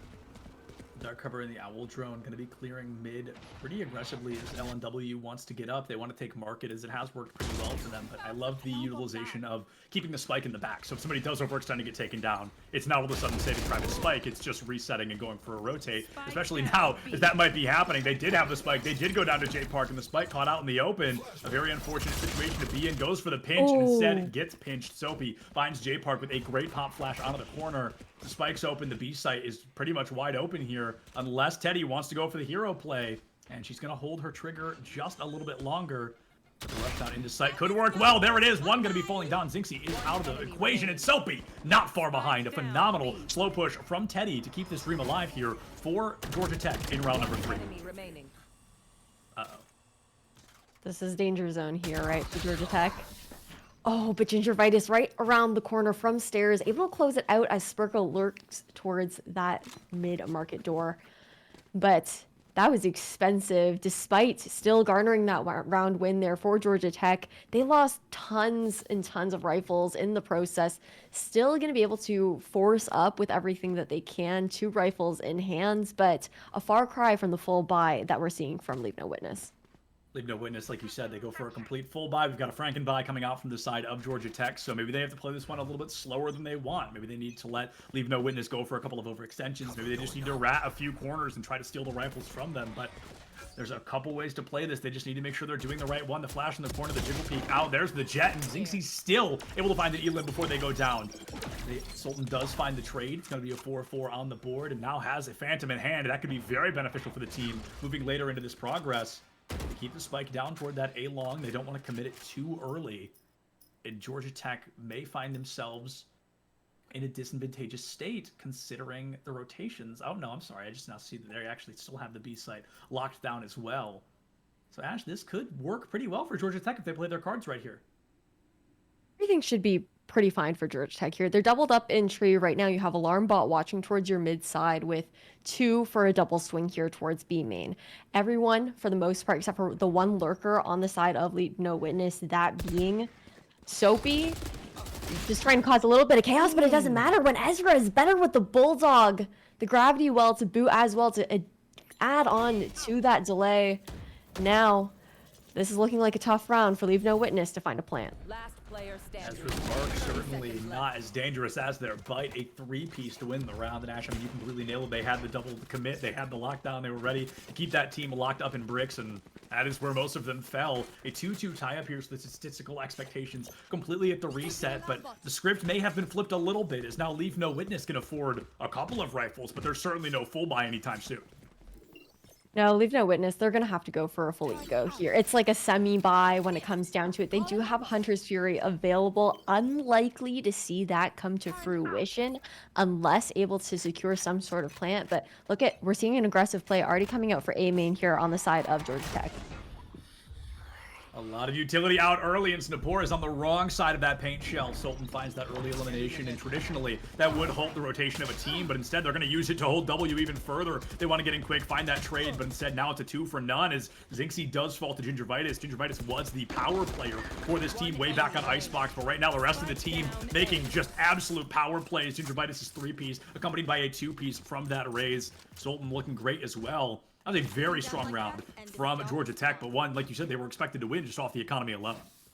But it's also really nice read coming out from them because they haven't only been playing A main with the fade pull and the nade. They're switching up sites with the positioning with Sultan and Gingivitis to keep Leave No Witness guessing in that kind of sense. Now, back onto a buy, Leave No Witness. They're going to be going back towards that default here, just looking for some map control because Georgia Tech has the tendency to play a little bit aggressive towards the extremities to maintain control of the mains and those choke points.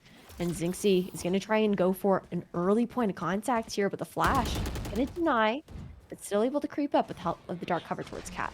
Zinxie has definitely felt like a first blood or bust kind of player, and it feels like they want to continue that momentum going up through market. The alarm bot is taken down early, so the information that market is compromised is completely given away out the gate. Here comes the rotation from Snapor, a little too focused on the turret. A wide swing from Ezra, 1KJ, dismisses another from the fight, and that is another numbers advantage for Georgia Tech. I can't remember a round where they didn't have a numbers advantage, or sorry, where they did have a numbers advantage and lost. It feels like if they find the first blood, they've been able to find the round win afterwards, but maybe that tale gets rewritten right about here. A pop flash into trees. It's going to be blacked out. Teddy picks up Spurka, finds a 2-piece of their own, and Skirt goes down as well. A 5v2. I mean, maybe you're just looking for exit frags too. You want to make this round expensive, and it looks like Sultan maybe the only one to bite the bullet. I mean, I feel like Soapy's just got to try to save the gun here, but with Ezra walking out, knife in hand though, and Soapy's going to come out on top by a little bit more time, but it's still 30 seconds to have to hide to save the rifle into the following 30 round. seconds left. So that's also plenty of time for Georgia Tech to go on the hunt right now. But the main thing that I want to touch on here, Sept, is the fact that Georgia Tech's positioning has been sublime so far, but we might see a KO versus KO battle come out. J Park out on top. As about how you expect the cookie to crumble here for Georgia Tech. But again, back to what I was saying, they're switching up their positionings every single round. Leave No Witness aren't able to rely on any sort of conditioning to seek out the positions of the players on Georgia Tech on their defense. Yeah, and actually it's so funny that you say that because you weren't even here for the Icebox earlier, and it's that was the exact story we continued to tell. Gingivitis in particular was playing an op, I think 5 rounds in a row, and never stood in the same spot, and it was all about that unpredictability of, okay, they're not just playing defaults, they're not just playing rotations, you never know where they are. And that can definitely cost this team. I think you're completely correct that it's these rotations and this unpredictability, this positioning that has made this team so successful for these last couple of rounds.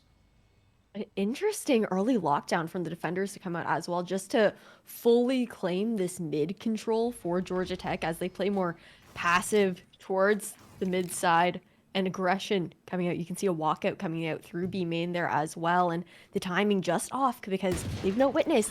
They've looked away from Link. The commitment hasn't happened. J Park able to deny the push in through A main as well, delay for the rotate. Ooh, I love the microwave setup here. We've got in tree. Both the nano swarms going to be opening up. Only find 26 HP off the jet, but it looks like it was just enough to help the team find success there. Snapor takes down Ezra, but at the cost of 3 of their teammates. Spike out in the open, the spray and pray onto Spurka. 11 HP left on the clock, and I think even with that dark cover up, there's no point in grabbing the spike here. You're certainly not going to be planning it anytime soon. No, this is tough. I mean, it's an eco round here for Leave No Witness, right? Spurka can't really do much, but maybe try and find some picks. But even one stray bullet through the smoke could be the demise here for Spurka. just gonna have to push and try and find something because you can't save the sheriff.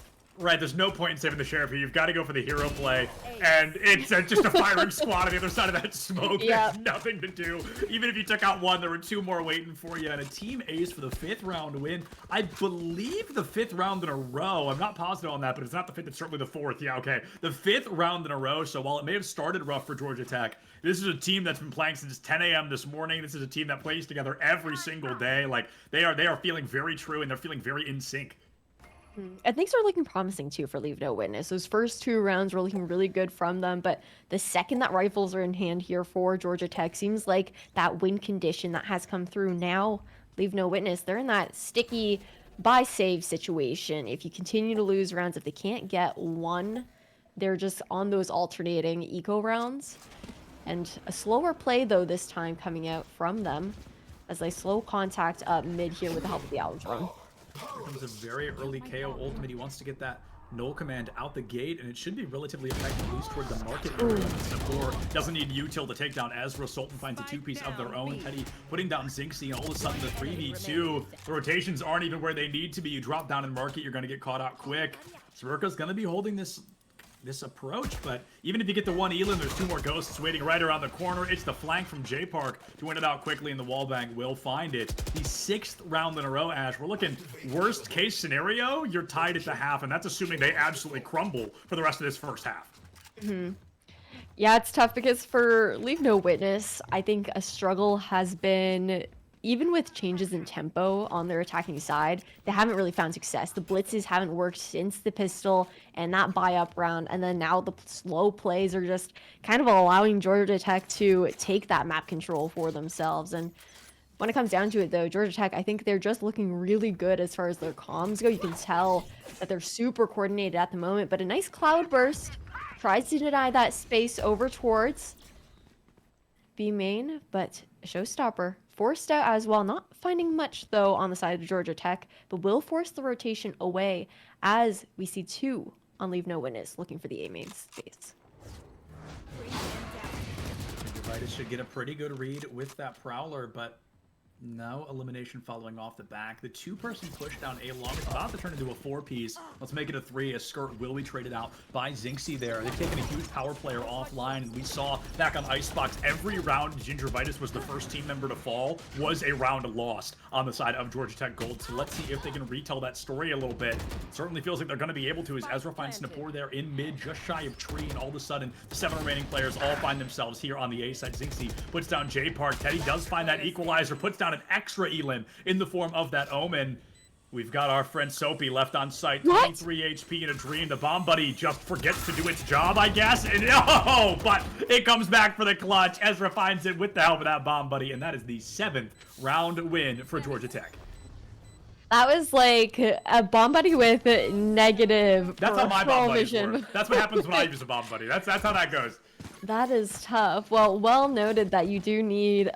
You can't really do it on such a wide angle there with the boom bot, but 7-2 here and a defuse win round here for Georgia Tech. The 5 rounds in a row previously, or make that 6, I should say, were all just from even stalling the push on towards site. So this is the most success, at least, that Leave No Witness have been able to find to be able to, at the very least, actually get the spike planted. Right. Now we're going back towards that default, and this is the kind of play that usually hasn't turned out so well for Leave No Witness previously on their buys. Leave No Witness, they've had many rounds that were close, but close simply isn't going to cut it. You know, you find 2 elims, you find 3 elims, you've got to be finding 5. You've got to be finding that spike plant. You've got to do something a little more effective than what you've been able to so far. J Park has a great pinch on the corner here with this flash, but he might not pop it yet. Wants the information that somebody's approaching before he overcommits this utility. Zinxie, though, has a sneak on the corner. It's just that classic game of cat and mouse. They're just waiting for the turret.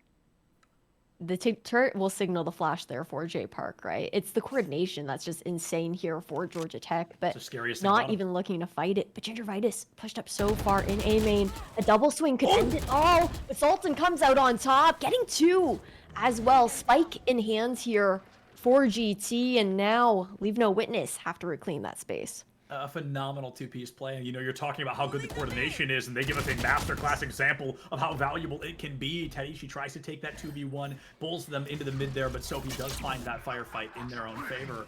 A null command coming out from the side of Georgia Tech. A fascinating ultimate, but if it ain't broke, certainly no need to fix it. Sultan with a 4-piece on the board. The ace possibly just around the corner. Snapor runs it under arch from a long, and Gingivitis steals the ace, but that is still a round win. 8-2 on the half. And Ash, this is something that feels important to note.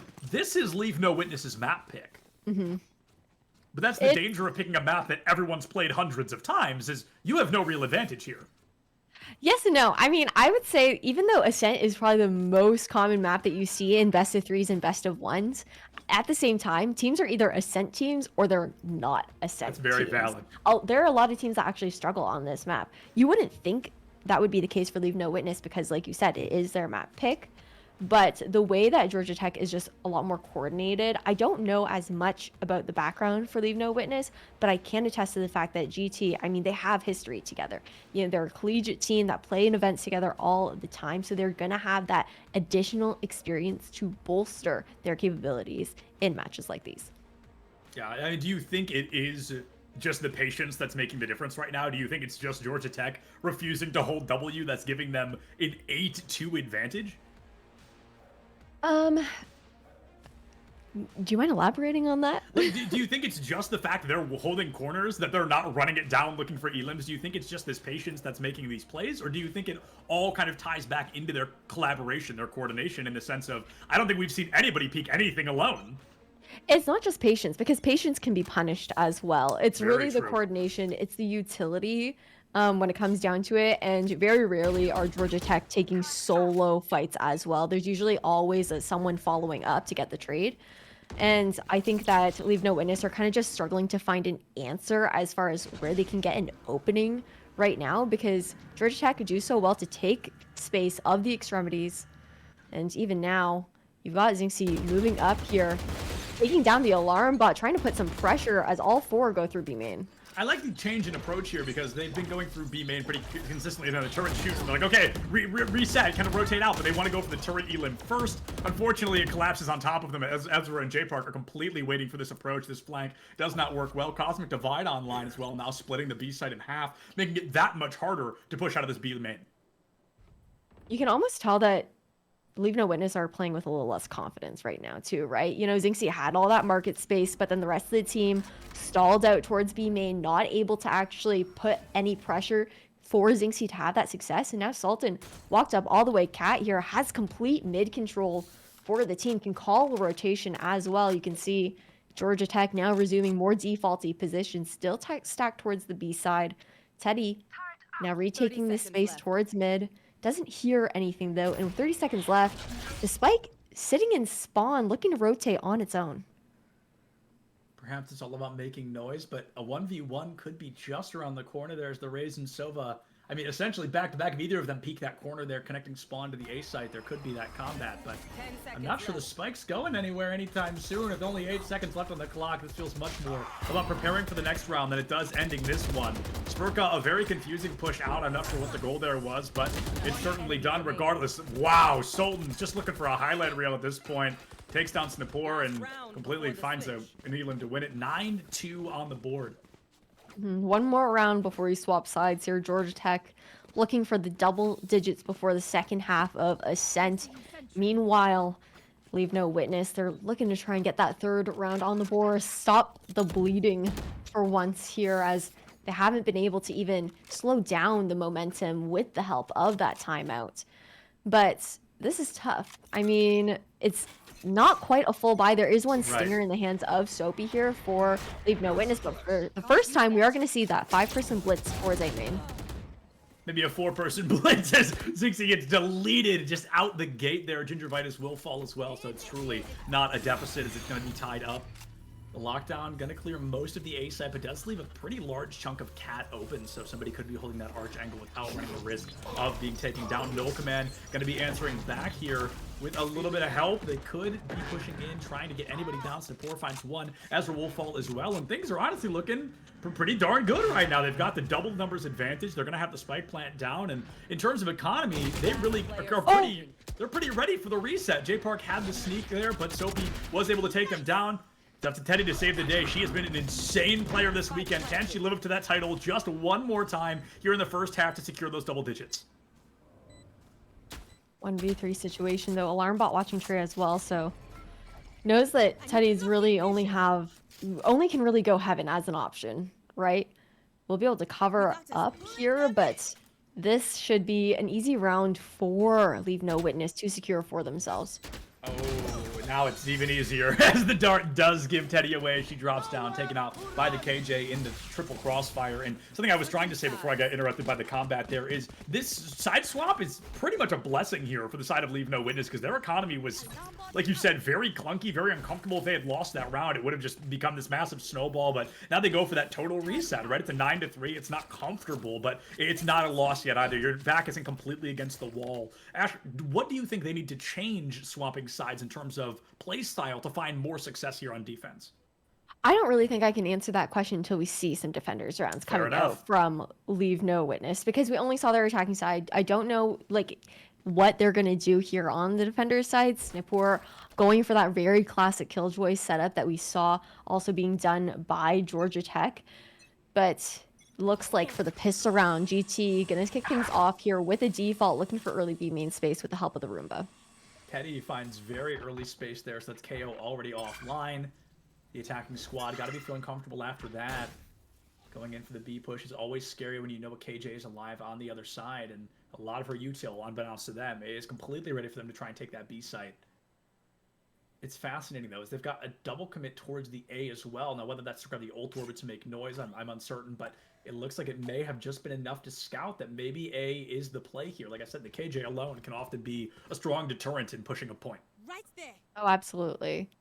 Plus, you already have all of this A main space control. You can already see the cut noise towards A main after that first pick too had a rotation actually falling back off of Tree, playing a lot more passively. What's troubling though is Spurka is alone here in Hell, a punishable position, because Spurka, he can't get out and play retake with the team. Yeah, Spurka dutches out pretty quickly here, puts out a dark cover onto site, tries to play dice, and it looks like it's going to work pretty darn tootin' well. Finds both the raise and the fade out the gate. I mean, not supposed to do much, but instead he's going to do it all. Finds a two-piece. Zinksky and Spurka will be traded, unfortunately. They do a lot, they make a lot of noise, and it looks like the numbers may still be in favor of our friends Georgia Tech Gold.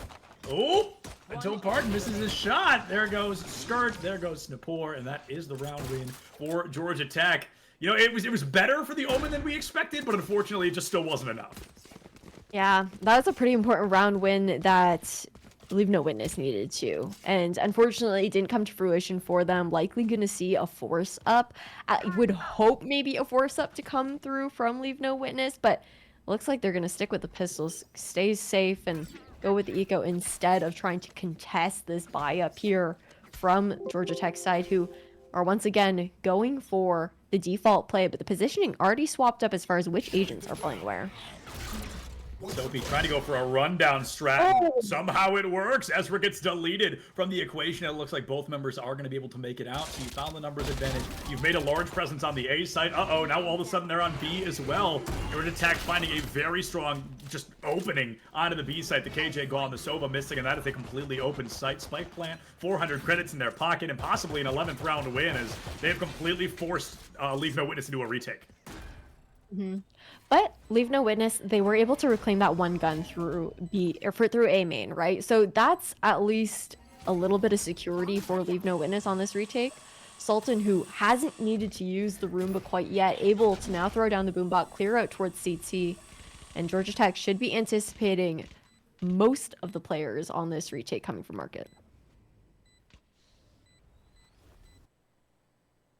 Might be the story of the exit frags here. Spike is already getting into one of its later phases. The miss of the 0 point gives Soapy away. They've got the intel, they've got the locale, they've got the elimination as poor Soapy trapped in the corner. Spurka found out on the edge as well, and Zinksy possibly going to grab a gun. Might be able to grab something, but I don't think there's any weapons in the area. Looks for an exit frag and finds it, but then that makes a lot of sense. Walks into the Spike as well. You got nothing to save. Might as well commit to it. 11-3 on the board. And Ash, I mean, that was somewhat effective in terms of shaking up the economy.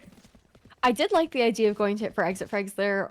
didn't get quite as much as I Right. think that as Leave No Witness was hoping for, but the idea was good when it comes down to lowering the chances of Georgia Tech finding success off of their bonus in round 3 of the second half now. But rifles are now finally in play here for Leave No Witness. Georgia Tech, since they've got the disadvantage as far as weaponry goes, they're looking to stick together, find some information towards mid. Ooh! Unfortunate. Sultan just spray and prayed out of this equation here in round number 15.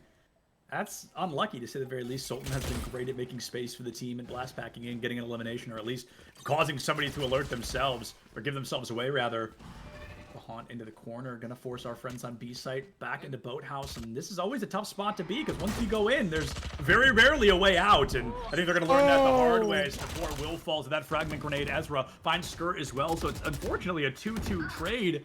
Only 2 members left standing, but with it being J Park and Ezra, 2 of the flashiest players from the side of Georgia Tech. They could possibly work a miracle here. Ezra does it! A 4-piece to seal the deal there. Absolutely phenomenal clutch play, and possibly the penultimate round of map number 1. Match point here for Ezra with a 4K. Lockdown now online as well here for Georgia Tech.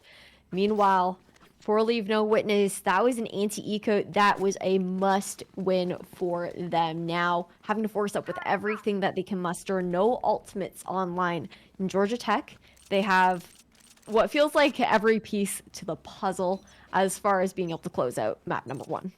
It would be shocking, to say the least, to see a turnaround here simply due to the fact that you said Georgia Tech, the puzzle's 95% put together in front of them. They just got to punch in those last couple of pieces, and with the unique play style we've been seeing a lot from them, it's been so much patience, even on the offense. It's been so much about making sure that what they're committing to is worth it before they full send it in. They're not looking, okay, we just run in and get the Elim's advantage. They want to make sure they can plant the spike and defend it until that round comes to a close. Now Snapor going for the Septilant special here, playing a judge on a tight corner, wants the rat spot, and might be able to pick up, nope, swings a little too far, will go down for their efforts, and it looks like Skirt might not be far behind. That is a wide open site. They've completely been conditioned to believe the KJ and Sova are the only ones here on this B site. Sophie, a great pop flash off the ground, finds a 2-piece. 2 go down to the hands of Ezra once again. That is 6 Elims in 2 rounds. Let's see if they're able to make it 7. Maybe Spurka can be the hero they need, but with only a Spectre to his name, this is going to be a tough one. Yeah, triggering that alarm bot towards the flank as well, but that suppression's about to come through. Yeah, that was you saw the little question mark there on the mini map. So first Spurka, if he can get the drop on Teddy here, could have a chance in the 2v1. Goes to check the corner, and unfortunately nobody was there to catch him. The 2v1 not happening here today on Ascent. A 13-3 victory for Georgia Tech Gold on Leave No Witnesses map pick. An incredible performance, and now coming up after this, we're just going to be going into Icebox. Also, that's Georgia Tech's map pick, one that they 13-3'd or 13-4'd on earlier today. It was dominant through and through, and Ash, I mean, unless something crazy changes from Leave No Witness here during this break, Georgia Tech has a very good chance at winning this next map. Yeah, you're thinking about the momentum too, right? So it's that emotional high that Georgia Tech's going to be running off of. Meanwhile, for Leave No Witness, it's a tough pill to swallow to have to deal with a stomp like that. Hopefully they do have the mental to continue on with some sort of endurance, make Icebox close, but this was a map that they needed to win. That being their map pick, knowing that Georgia Tech is going to be so strong on map number 2 on Icebox, their playground. Icebox is going to be a fascinating map, and we know the team composition they ran as well, but we'll talk about that a little more after the break. We are going to go ahead and throw it to a quick break here so the players can get up, stretch, use the restroom, do whatever they do. I suggest all of you do the same. We'll come right back here for some more Valorant action in just a couple of minutes.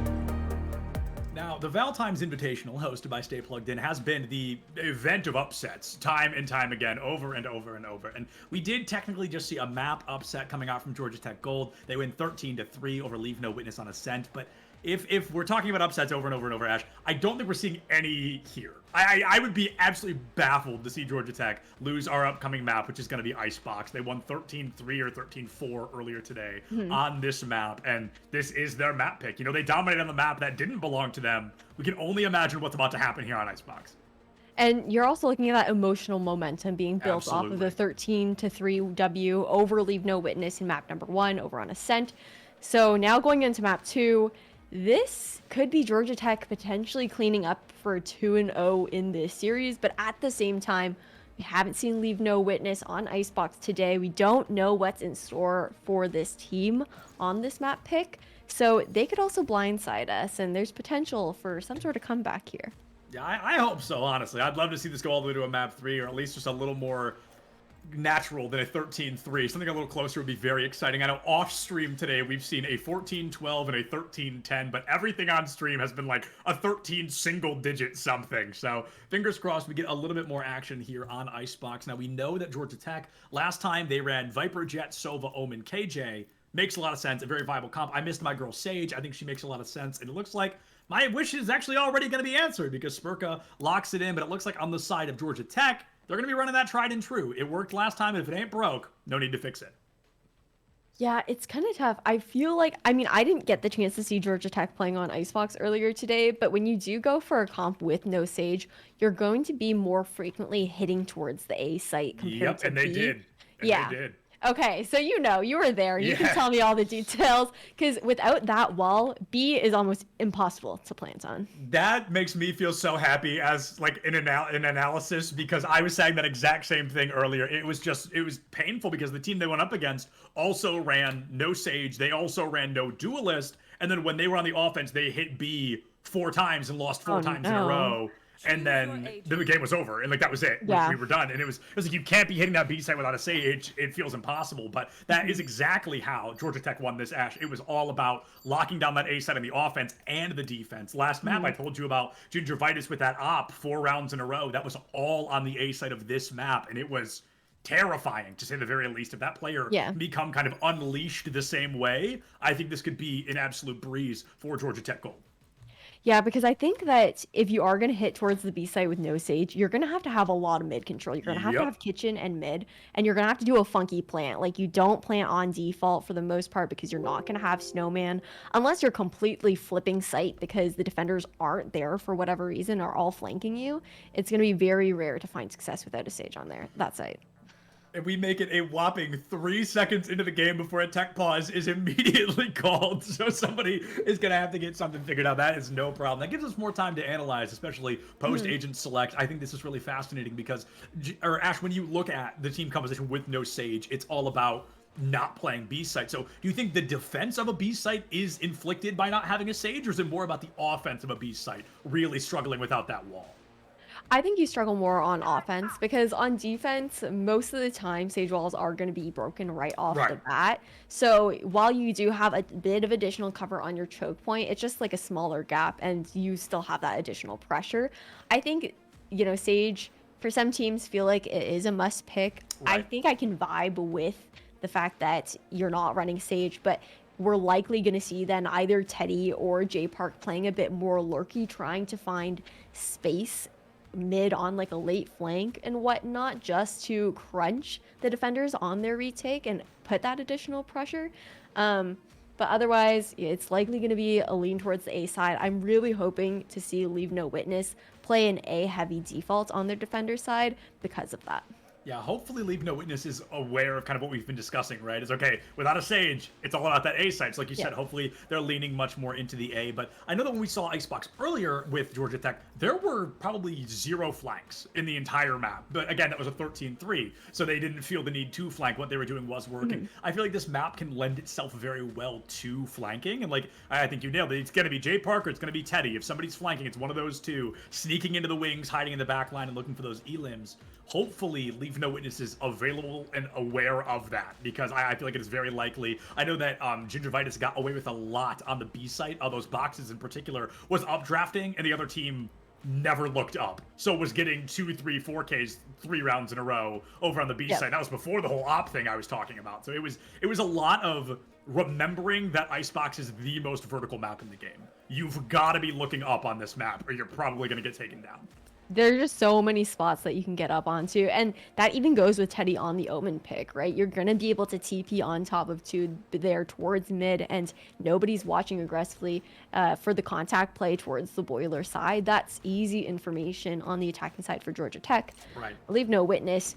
When it comes down to their defender side, I think what is nice for them is that they are running the double sentinel. So you have a KJ, you have a Sage, and even though I said that her wall can be broken down early, some teams also elect not to do that to avoid the detection of presence, to try and condition the other team on their locations and deny them that additional information. But we'll have to see how it does work out, because it's going to be imperative for Leave No Witness to gain the defender-sided rounds for them, because the attacking side with this team composition is going to be a lot more difficult. Without a doubt. I know the B site was a point of discretion for Georgia Tech Gold. They had a lot of lineup Larry situation going on. They had Ezra and J Park hitting lineups with the Nano Swarm and Snakebite respectively, so they really wanted to lock it down, and I wonder if they're expecting that same thing to come out from the side of Leave No Witness. But we talked so much about, this team was so heavy on the A side back in map number 1, or back when we saw them on this Icebox. This time they're shaking things up. They want to go a little different. They want to go for the unexpected route. They want to try this B side early, and they, unbeknownst to them, have a pretty decent possession of the B side. They know the Viper cannot be far, but the spike plan comes down. That's already 400 credits in your pocket. Snip4 finds Gingivitis. I talked about this earlier. Each time Gingivitis has been first blood, that is usually a round loss for Georgia Tech. That timing on the wall there from Sultan to be able to get the peek down, though, but now a 3v3 situation in this post plant. 0 point denied, and the recon is up and available for when the wall drops. Kind of a clunky crossfire, but clearly an effective one, as Sultan was able to find Zinxie. The wall goes up, but it feels more for insult than injury. The shock dart is going to miss, but Ezra certainly is not. Skirt falls. Skirka can't even get the half, and that is the first round win for Georgia Tech Gold. Momentum written all over this. That team did not even flinch. I actually really like that Georgia Tech headed over to the B site for pistol round, because I agree. if you're going to find success on a no stage comp on a B side attack, pistol's the one to do it, because you can't be spammed by the rifles or specters, whatever it may be. And on their buy up here as well, on the anti-eco, Georgia Tech are looking to run it back here towards the B side and Leave No Witness. They're stacked heavily here towards mid and A, playing the retake. Another B push, and again, I think this does make sense. They've got the weapons advantage. They're feeling confident. They're feeling comfortable. They want to go in and take some eliminations out the gate. I'm surprised they don't go for the old orb, though. They've given themselves away pretty loud, so it's odd that they seem to be cutting noise. Oh, Yeah. Nope. It really do be like that sometimes. It do. And we talked about it. Teddy just hits the nail right on the head. Somebody's in the flank. That spawn, unbelievably effective. I do that all the time. Nobody is ready for that.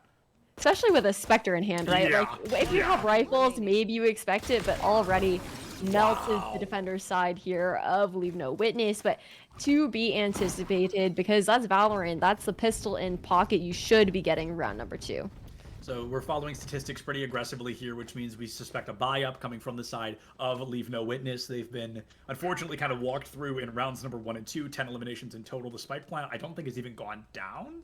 Or no, sorry, gone off, and it has not. It has only gone down the one time, and it was an elimination. So maybe we see that same level of dominance here in round number 3. But this is where, if Georgia Tech is going to show a little bit of fear, it's going to be now, because naturally they're just going to have worse weapons. Absolutely.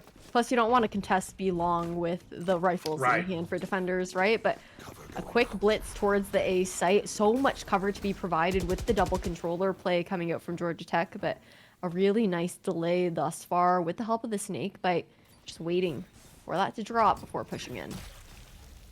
Oh, there's the second one. So now they're both offline. After this one, you can push right through onto site. I love Gingivitis' kind of small movement there of making sure they're not seen by Catwalk. They want to get up close and personal, and up close they certainly shall be. That Sova just around the corner. Skirt waiting for that Elim. Gingervitis fully aware. This goes way back to that patience discussion on how slow this team can really move to try and cap a site. Sultan does find one, but it may be null and void here as it's going to be a 3-piece out the gate. 4 members left standing. 4 leave no witness, and they are just following the statistical expectations here. This is their round to win. Soapy puts down Teddy with the classic. And as J Park finds an Elim, it is all for naught as 3 members left standing. Plus, when it comes down to it, there's also the Sage on the side of Leave No Witness pushed all the way through. Spurka had walked up towards B main. All of that space allowed the rest of Leave No Witness to comfortably stack towards the A side, expecting Georgia Tech to follow up with that push. But Georgia Tech, now they're heading over towards B, and after not finding the success over on A, you can see that more resources are now being committed over towards the B side from Leave No Witness, going for an aggressive double push up here to deny space early on. Oh, speaking of denial, it's more than just a river in Egypt. I'll tell you that. Spurka is going to be taken down early. J Park does find that elimination. They've made the space onto box, and they're going to be moving into B site, but it's odd to me, Ash, maybe you can explain this a little better, how they define such an early dominance, and then they immediately kick back and slow things down. Well, you're going to expect that there's probably a stack closer towards B after their success the first 2 rounds, losing out on the bonus, but it's still a default. Non-committal, you have a reflank impending too to add to the pressure on the defenders, and they don't know that yellow has been taken yet either. So dangerous to have Spike lurking there in case it does get found out early on, but you can see the moves being made towards mid now. Line up Larry J Park here. Going to be trying to find some locations onto the site. They want to make a little bit of space. Spike plant comes down. The spray and pray not going to be far behind. Gingervitis caught out by the recon bolt. And oh, it's the fragment grenade that takes down Sultan. Ezra does find the equalizer coming up through mid. Teddy has Kitchen completely in their hands. They fall right into the clutches of Zinxie, and this is going to be a shocking moment for Georgia Tech Gold. Unless they can clutch this back, they're down by only a single player, so a win is absolutely still on the table, especially when Gingervitis finds Skirt. They've equalized. Here comes another smoke to flash off the corner. Zinxie firing into the abyss. This might be a flank, and it is going to be the pop flash. Still finds success on the corner. I'm shocked that Zinxie is still breathing, but he will not be much longer. J Park finds the Elim, and now it's a 2v1. They're getting ready to make it a 2v none as the Spike. I believe it's already too late. It is too late. Soapy doesn't have time here. Just trying to get guns out of the hands of Georgia Tech, but the positioning from Gingervitis was that entire post plant. He was able to just maneuver around the map, use J Park's Viper smokes to just ebb and flow and reposition to keep them guessing on that retake the entire time. Now 3-1 here for Georgia Tech, and an eco being pushed onto Leave No Witness. I'm trying to remember. It was either, so it was a 13-3 on Ascent. 2, if not all 3 of those rounds lost were like expected rounds to lose. One was a pistol round, one was the eco round, and then one was the other one was a pistol round as well. So those are the only rounds that Georgia Tech lost. Right now, that same story is being told. The only round they've lost is the one they are expected to lose. Now, okay, don't think you're winning a 3v1, even with a Phantom in hand, 3 sheriffs to line up. It is a full squadron in town to take you down, and that's a very effective elimination to find as well, because it's a stinger, but it gets a gun in hand. Pressure too, like now forcing Georgia Tech to fall off of that A push. Viper's Pit activated as well towards the A side, so at the moment, the only place that Georgia Tech can look towards is going to be mid. You've got that Viper smoke covering underneath tube as well, looking to crawl up into CT and maybe hit A from there. It's nice to see a mid push. Last time we saw Icebox, there were literally 0 pushes through mid. It was A or B every single time, but this time they want to shake things up. GTG might be doing it just fast enough to sneak in as the rotation from Kitchen, I think, just comes too little too late. Gingervitis finds Skirt. Soapy, where? What? All right. Soapy snuck up, found the Elim, and there it is. Takes down a massive power player in the form of Gingervitis, and they are up top. So finds Soapy. Viper's Pit comes to a close, and Teddy sends that dark cover into the corner. Got to guarantee another spike plant. Left. 400 credits on the board. Planted. The Hunter's Fury is available right now, Ash. I think just holding it until you hear a defuse is not a terrible plan. No, but also might not be needed because it is an eco here. That's true. On the retake.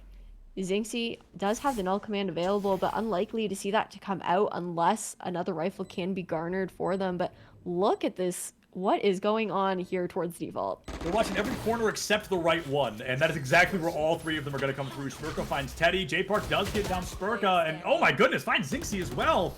Okay, J-Park time all over again. Just insane player for the side of Georgia Tech. Gold wins the 4th round out, and they had to use no ultimates to get that to happen. Actually, you're completely right. You know, now they still have the Hunter's Fury in their pocket. They might not even need it. It was looking a little scary at first, but made it work in the end. And Viper, there's 4 ultis available here for Georgia Tech's side. Nearly a 5th as well. I believe Killjoy is only 2 away from that lockdown. Now moving back over towards the B side, which again, you wouldn't really be expecting with the team composition coming up from Georgia Tech, but it doesn't matter when you're winning out those gunfights. Yeah, it feels like they're playing the expectation, the conditioning they've created is, okay, this team comp shouldn't be pushing B. Let's do it. They're not going to be ready for it. And right now, the team location indicates that they were not. They've got nobody on the B site. The KJ rotating in quickly. She wants to stay within line of sight of her util. And okay, maybe this one doesn't work out well for Georgia Tech. Teddy and Gingervitis going to get caught out early, but they've won a 3v5 once already here on Icebox. So I'm certainly not ready to count this team out yet. No, but look at the positioning. You've got bottom tube control here for Leave No Witness. That's Spurka already pushed up to see the cross in case the rotation does come through. Now, Leave No Witness, they can comfortably stack towards the B side, expecting that most of this team is leaning that way. The Spike, though, will look to rotate off, and Ezra in a very punishable position here to take some fights all by himself. Good for 1. Is he good for the 2nd? That's one of those situations they knew where Ezra was. You shouldn't be taking the 1v1s on that. If they both swung, no way Ezra takes you both down, and they would have been able to find the elim or at least the trade. But right now, it is just the scariest game of Ring Around the Rosie I've ever seen in my life. There it is. Ezra puts down Snapor, and it should get put down Hello? by the... 30 seconds left. What? All right. I mean, it's cool. Everybody's wearing sunglasses this round is actually what's happening. Nobody can see anybody. Skirt gets the intel. There's no reason Ezra should still be alive. Literally 0 reason. There she is. Oh, the op. Smirka might have been nervous about the op, but you found the elim. You got the job done, and now Sultan has the Hunter's Fury, so maybe this is the round they bring out the play I was expecting. You got the intel. You know Sova's above you. Maybe you put him 6 feet below you, but it's just a 1-1 trade. You get the op out of the hand. Skirt's got plenty of time to grab it, and that is the 2nd round win for Leave No Witness. Best spray in the game right there. Oh. Lobster spray. But man, that was insane as far as just the timing and the luck that Ezra had just walking through mid there. It was RNG was on Ezra's side, but huge for Leave No Witness to be able to actually claim that round. Despite the round win though, money is still hurting because it came down to 1 player. They do have 3 ultimates to work with though. Spurka does have that resurrection available if a first point of contact does go awry. And then you do have a lockdown as well for the retake alongside that null command. A lot of ults going to be making their appearances early here, starting off with that Blade Storm from the side of Georgia Tech. Gingervitis has been pretty impactful with it, but its one number has already gone down. Let's make it 2, including Gingervitis. So that Blade Storm completely null and void. A 3v5 once again. 3rd round in a row. GTG has found themselves in a 3v5 disadvantageous state. It's definitely got to be hurting. They've got an econ advantage this round as well. This round should not be going the way it is, but his skirt just walks out into the heavens there completely unattested. Spurka finds Ezra. Soapy finds Sultan and Snapor. Looking for just that 1 more elim onto our 1 HP friend Teddy. Sorry, 3 HP. There it is. Yeah, not too much you can do there for Teddy. At the very least, does manage to take down the operator, but will be picked back up here by Leave No Witness. I feel like we've got to see some defaulting for a pivot coming out from Georgia Tech. Maybe a heavier A commits as well, because B just hasn't been panning out. The win condition for the B wins here for Georgia Tech really do rely on the first blood, getting a pick or 2, because now that those rifles are online, Leave No Witness have either been getting the trades or just spraying down, not allowing space to be taken. Yeah, and you know, with Breeze being removed from the competitive pool, Icebox has become the map of firefights, you know, of those 1v1s, of those gunfights, and it's usually Georgia Tech finding themselves on top of these last couple of rounds. History has certainly been rewritten by Leave No Witness, and they want to try and tie things up right here. For the first time in this series, we could see a tied game. Teddy plays their cards right, though. They should catch out that Viper. Ain't no way! Oh, phenomenal shot from Soapy there. I love the play from Teddy. Gets a little overzealous, unfortunately, and it does cost them their life. 5-4. This could be Leave No Witnesses' time to shine here, Ash. They are only 4 elims away from tying up the series. Or tying up the map, sorry. Rotation for Soapy as well to have the operator now towards Snowman's side. Nice delay with the snake bite, baiting that out, knowing that a huge delay condition is going to be the molly. But Gingivitis gonna get aggressive, take down the operator. So Soapy is now out, and just punishments after punishments. No more updrafts available there for Gingivitis. Will be taken out by the Hunter's Fury in a 4v2 in this post plant. That was an incredible Hunter's Fury. Very well done from Skirt. Snapor finds Sultan. J Park, you're good, my friend, but you got to be great here to win this 4v1. Puts up the orb, sneaks into Spike. Oh, no way. Oh, no. Oh, no. Get it. Oh, it happens again. Oh, my goodness. It's the 1-1 trade, but unfortunately, you just can't find the twofer, and that is a 4-4 game of Icebox so far. This is entertaining, Ash. I wanted one thing. It has been achieved. I am entertained.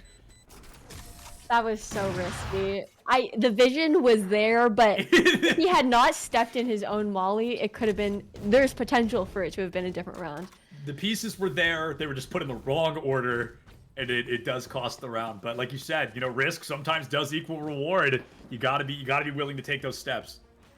But now that we're equalized here, JT's J Park, I should say, stumbling over my words, are going to be calling a timeout here for Georgia Tech to slow down the momentum that Leave No Witness have been garnering.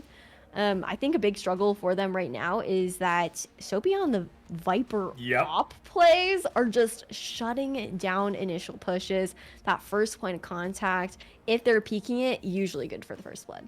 Absolutely. Soapy has been wildly consistent with this operator, and it's funny because I praised Gingivitis for their op plays last time. We haven't seen them once this time, so they're definitely going for a pace of play, a change in their play style, and one that may not be working because Soapy is filling the shoes they've left behind and becoming that op player. And that's the scariest thing about it, is being that op player. Okay, now they're on the other team. We need to change something to find success here. Yeah, it's definitely difficult. I think a big condition is definitely Sultan on the Sova, being able to drone off of it. But with the that Soapy likes to out is making it tough to rely on that condition. But when it comes down to it, we're going to see a default, a heavy push coming out from the side of Georgia Tech this time around. But the spike in J Park's hands actually leaning towards the B side. Leaning toward the B side could be beneficial. It's going for that kind of diversion of expectation, but it hasn't been working as well as they wanted. So I think they're going to be going for possibly a default towards A. They've made the space. They've gotten a little bit of intel, but looks like they're still not super sure as that spike seems to be rocking down toward a B. They want to clear a site entirely and then have somebody push through, but maybe it's all about making space and then faking it to B, because look, the B site's wide open now. They've completely taken the bait here to rush to A. Yeah, B side is wide open, but you do have a long angle being stared down. Wait, what is this timing? All right, sure. I don't. Yeah, okay. Sure, things happen sometimes. We'll take it. A very fascinating interaction there, but the lockdown does come to fruition. It clears everybody off the A side, but the noise has truly been moved over to B. It's going to be a 4v1, and they're going to let you get close. Georgia Tech's going to let you tie things up, but they are certainly not going to let you take the lead unless you earn it, Zinxie. You're going to have to earn it in a 1v4 here. Yeah, I feel like in this situation, you don't have much money to work with. Right. 4v1, you got to save that rifle. Try to go for maybe one exit frag if possible, but this positioning is going to be rough. There it is. Ezra, the reflank through mid to shut it all down, and our rifle to be taken into the next one. This has just been the map of timing diffs so far. It's honestly kind of incredible. That one there, it included Snapor had just turned to that corner in time to find that headshot, and it's worked out well. Georgia Tech takes the lead by but a single round. If they can secure one more, they can make it worst case scenario a 6-6 at the half, but we all know they're looking for that 8-4. They're not worried about a 6-6. They want to take as many rounds as humanly possible, and with 4 ultimates in their back pocket here, Ash, I mean, that could be their time to answer back quickly. Oh, for sure. And you've got a judge back online here. So Sophie's going to throw down that Viper once again, but Sparkle with 2 off the bat here towards B main, shutting off the other angle, so Sultan can't even get the refrag. That is devastating. Sultan does find Zinxie in a pretty clutch up moment there. 4v3. Resurrection is online. That Sage still standing. She was the one to find those eliminations, so maybe you just get your member up and kicking once again. And it looks like they're certainly going to. That makes a whole lot of sense to me. You use lockdown to secure a safe resurrection. And with those numbers advantage, you know you've secured this B site, but the A site only has that Viper to their name. And last time they tried to run this exact strategy, they did lose that round because the Viper got picked off early. Ezra again walked up through mid though, knowing that it was left. Gonna go check it back, but Ezra still is gonna be able to come out on top. No one knows either if anyone it has crept up through the backside of A, which is pretty scary, and kitchen plays here for the side of Leave No Witness, but largely they don't have much map control. Not a lot of map control at all. Now maybe Zinxie gets caught out here. No. Thinks they checked No. it and did not check deep enough. It will be traded, luckily enough. Spurka with a 3-piece of their own, and as that Viper's Pit is going to have to be abandoned here. The B site is open. Snafor finds Teddy. Sultan in a 2v1 has been an incredible player so far, but Ash, all things considered, this is going to be a tough one to win. I think this is a great play here coming out from Sultan. Trying to find one towards mid, re-clear, will at the very least potentially walk up behind, and then could play Hunter's Fury solo afterwards. But it might be a mistake. Now looking back, alarm bot there, not Why wanting is to your get knife out out and ever? punished by Sniper. Honestly, unlucky timing there, but you can't have your knife out in that situation. You have no info on where they're retaking from. That was, again, timing. Pull the knife out at the wrong time. I mean, that is unfortunate, to say the very least. I mean, that is just another round win. It's going to be tied up. GTG has taken the lead, and Leave No Witness. They've been close. This is the second time they've tied it up. Can they break the curse? Can they take the lead on GTG's map pick? Let's go. There's potential there, and that's tough, but that shows to the mental endurance that I was talking about earlier on, right after a big stomp like the 13-3 on your map pick. But now speeding things back up here on the Georgia Tech side towards B main. Again, the one way to slow things down coming out from Soapy, who is actually trying to play around it, not able to use it thus far, can back off for the retake. And Gingivitis not as keen to push in aggressively through that one way as previously seen.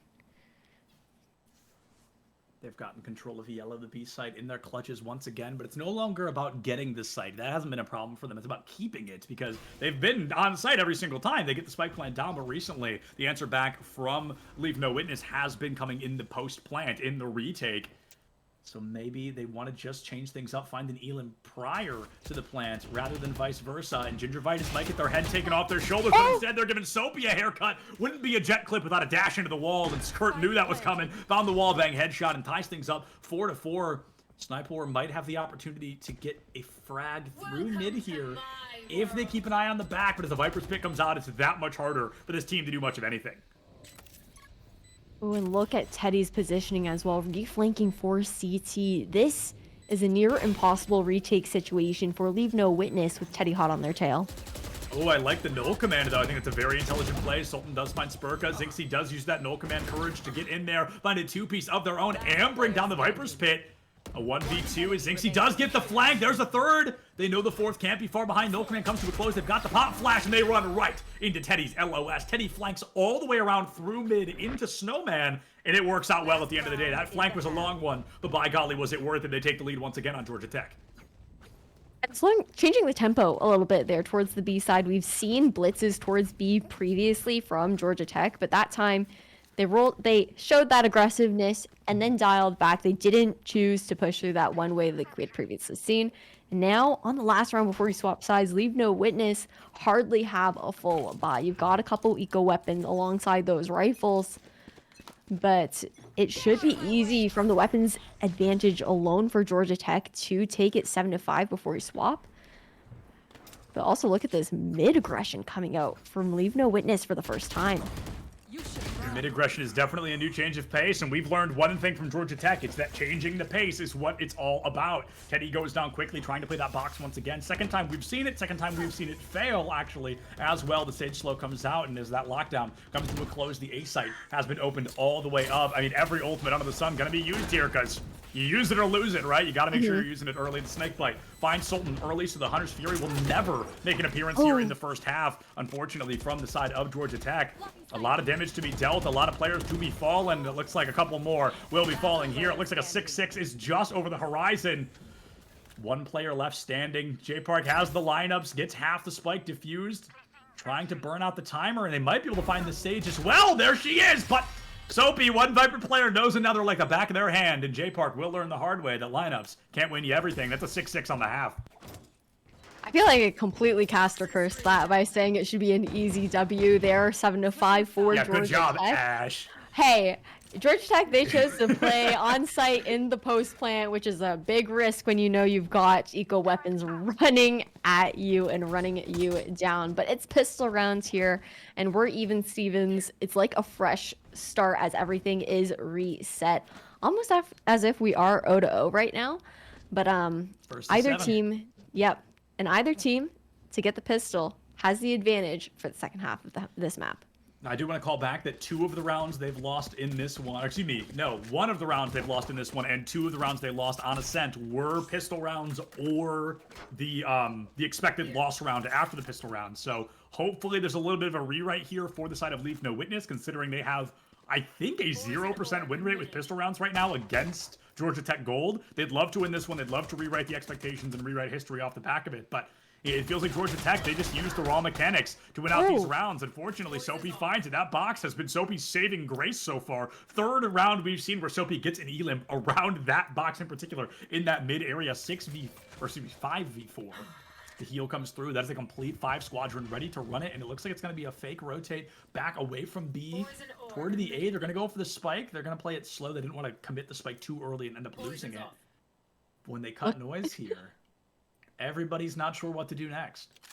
No, but you look at the way Georgia Tech's moving. They're all going as a unit, expecting one behind the corner, though. Sultan Who looks there? Sniper. Hey, honestly, it's such a common lurk spot for your sentinel. Yeah, you click behind the box. I would have never put your turret on the box too, and then you hide behind it, and they hit their bot and not you. That's crazy. Turret wasn't there, but it's the mood. I would have never looked there. I would have gone down for sure. A huge play from Sultan. Thinks he has the fragment grenade, and I think that can be very beneficial to just making some general space, especially as you've already got Ezra. Sultan peeks the corner. Absolute mad lad right now. A 3-piece for Sultan, trying to help the team win this one out. Teddy does find Skirt, and it may be too little too late for this team to do much of anything, as Soapy will also fall. The spike nowhere near its expiration date in the 7th round, going in favor of Georgia Tech Gold. I believe that maintains their 100% win rate of pistol rounds against Leave No Witness. I like how both teams played that round. You had 3 largely playing together on the side of Georgia Tech, just completely playing together in like a herd mentality, using the numbers advantage. Meanwhile, Leave No Witness having that map control towards the A side, knowing no flank has been pending. You have a lurk as well, and just cutting noise. But now, buy up here, coming out for Georgia Tech once again, and on their eco round, Leave No Witness are looking to blitz towards the A side and have one actually playing in that spawn angle. Going for the A here. This is where we saw a real dominance from Gingivitis on the defense with the Marshal or with the Operator, just like that. Spurka falls, the spike in hand, a snake bite to boot, so you got to be careful getting the spike, but it looks like KO doesn't have much of a problem off the back of it. They're still trying to rush it down this A side, even knowing Gingivitis is in the wings. A blind fire spray through the wall, gets another spike carrier down and out. Soapy finds Sultan, but it's not worth the trade. Here comes that that smoke, dark cover. And Gingivitis still living on Catwalk. Actually, this is such a good example of what I kept telling you about. It was this exact play style that won them this map so dominantly earlier today. Yeah, it's going to be scary once the Operator is in hand there for Gingivitis, but sticking together once again, not looking to give any 1v1s. Leave No Witness, though they do have to regroup here toward... Oh, they're swapping the trade. How do you feel about that? I'm excited, honestly, because it means Gingivitis is probably going to get way too aggro here. That's what I'm hoping for. The swap can only mean one thing, and it means Gingivitis wants to get a little closer than they're able to with a Marshal in hand. 30 seconds left. You gotta go towards A here. You have no time to rotate. Yeah, you're not making it to Sniper B. though with the headshot. But Gingivitis with the trade now. 1v3 situation, all skirt. All skirt all day. I mean, here we go. This is going to be a tough one.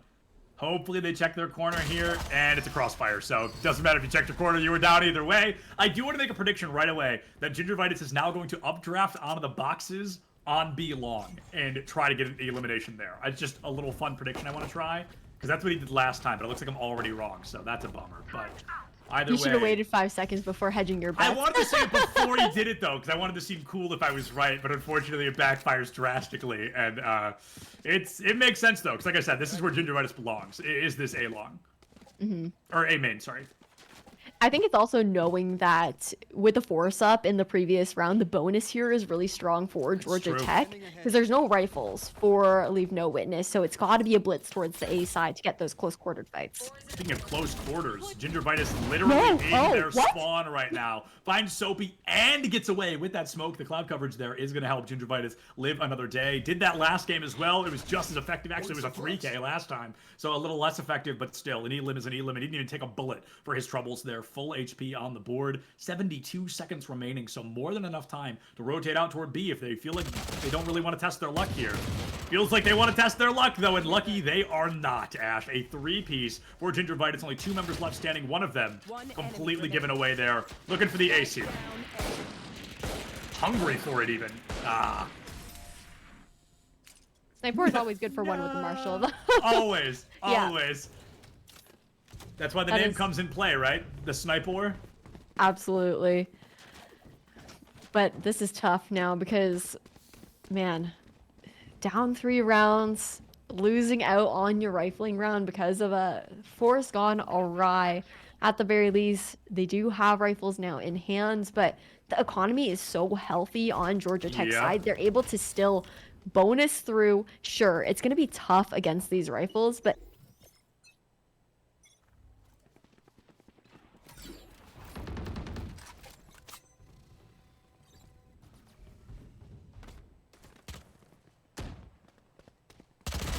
Give me those back. 4 falls. Not good for the Marshal this time. Uses every other knife. Unfortunately, only has a sheriff left to their name. Tries to spray and pray. Wants to get over. Oh, it's only a Spectre. Not a very good long distance gun either. Soapy finds Sultan. J-Park finds Spurka. And Ezra up mid here into kitchen. Finds Soapy. So that is a huge play. 4v2 against Leave No Witness. And this is a game all about momentum, Ash. And only one of these teams truly has momentum right now. okay, so you saw Georgia Tech earlier today. Was their defenders? I mean, I know that the Icebox game went really well for them overall, but would you say that the defensive side for them on that first time playing Icebox for the VAL Times Invitational was extremely strong? Easily. I mean, like I said earlier, Gingivitis got, I think, 26 eliminations. Probably 17 plus of those came from the defensive half. I mean, Okay. it was a lot of the defensive play. Like I said, with the Marshals, with the Ops, Gingivitis in particular seems very impactful, and the rest of the team really likes to just play off the wings of that. Okay, so they started on defense that Yes, time then. yes. Okay, that makes sense. So this is going to be a tough one for sure. And Soapy already finding that first point of contact, tagged up by the recon, having to force their way all the way back to avoid being sprayed through the smokes. And lacking in map control here on the side of Georgia Tech. They have completely fallen off of A main, but no information otherwise. Yeah, very little information. And just to dip back into our post conversation just a minute ago is another reason. That's why I kept saying every time Gingivitis died, they lost the round, was because that's the play style this team really likes. Let our Jet do the Jet thing, and then we'll just clean up what's left. If the Jet goes down first, the cleanup becomes a lot harder. So maybe that's something that we want to see Leave No Witness looking out for, trying to peek those same eager angles and getting those eliminations early, taking the Jet offline, and then deconstructing the rest of the team post-Jet elim. I think could be very beneficial, but right now, it's not about the Jet, it's all about the KJ, that lockdown online for the side of Leave No Witness. And they're going to make a lot of space. If there's a lineup from A to B like that, that'll be shocking. Oh! Oh my god, J-Park That's does a have a lineup! That's incredible, J-Park. My hat off to you. That's a weird one, too. That is whack, but look at the reflank to come through here from Georgia Tech, but already so much pressure being put onto the post plant here, but things could get sticky really quick. absolutely. Especially when Ezra is given away in terms of location, but somehow breaks the curse and makes the momentum boost. 2v2 trade, and okay, never mind. It's a bloodbath here in favor of GTG. Ezra finds a 3-piece there. I thought Ezra was going to be the first one to go down. They missed that Sonic Dart, and I was like, okay, you're gone. Nope. Ezra finds a 3-piece, dismisses most members of the team back to their spawn room, and that is the 11th round win. Georgia Tech feeling mighty strong with their performance so far. Only 2 rounds to go, Ash, and they win this grand finals out in a 2-0. I mean, there's so much stall potential on the defender side with this team Like lineups from A all the way to B. Yeah, and then you also have Ezra, who's playing the Killjoy pick, has your back, watches the flank. Gingivitis always going to be playing a little bit aggressive, looking for that early peak to shut one down, get the first blood early on. And then you've got Teddy, just that added padding to the team to have the additional controller coverage to stall out any other choke point that the Viper is not already covering. This is the play! This is the one I tried to predict! Dang it! I was on the wrong round! The updraft out of the boxes. Last time, nobody looked up, Ash, they're looking up this time. Skirt looks up, gets put down, but Spurka does find the trade. There was a 4K last time we saw Gingivitis do that back earlier today. And the res! So it's all for nothing. It is all null and void. You've given your life and you've given a phantom to the opposing side as well. The Hunter's Fury comes out, I think, as an attempt to stall the res. I think the Sova did get hit, gets healed up. NBD, 11-6, 5-4 against Georgia Tech. This is winnable, Ash, but it's uncomfortable, no doubt about it. They lost their power player, so to speak. But I do like the play to have the Viper's Pit that was thrown on the A side drop. That sound cue being given over towards Leave No Witness to anticipate that the Viper might be out of position. But with the toxic screen already invested here towards B, Leave No Witness, they're not falling off. They're looking to commit and take actually a lot more mid control here. Oh. Not looking up. What is this play? They look up earlier, but they completely forget about it now. They think they killed the only person above the headline, and unfortunately, it's Teddy who's just dominating. You talked about the importance she has had as a player, and it is through and through incredible. Finds a double off the high ground there, and it looks like that should help them secure what could very likely be our penultimate round and a match point. We need a miracle run here for them to lose it. Sniper goes down. It's up to this poor Sova to save the day. Skirt, a sheriff in hand, a new sheriff in town. He finds one, can't find 3 more, and that is the penultimate round, possibly coming to a close. 12-6. That is 6 rounds in a row, Ash, won by a single team. Match point here for Georgia Tech. And again, they took that 13-3 on Leave No Witnesses map pick. They're on Ascent for map number 1. So potential to close it out 2-0 here in this next round. And I mean, every round from now is a must win for Leave No Witness. Right. But even more importantly, they need to save as many guns as they can if they can secure the round wins, because they have no money to work with. They've got no money, but they've got a couple of ults. If they're able to get in to use them, the null command could be huge here. The Viper's Pit as well, if you can get onto site, can make a lot of space, but it's all about the ifs, ands, and buts. And as Soapy goes down, they are not going to be using that Viper's Pit here in round 19. Eddie's positioning has just been so good. But again, It always leaning just feels like towards it's the that right B side. place. Yeah. Peeking at the right time. Yeah. Perfect positioning. Again here, great crossfire to come through, and Spike is down. Spike has fallen. There's the null command I wanted to see. Makes a lot of sense. You're down 1. Wow, incredible shot from Teddy onto the 0-point knife, so no information coming off of that. No hack either.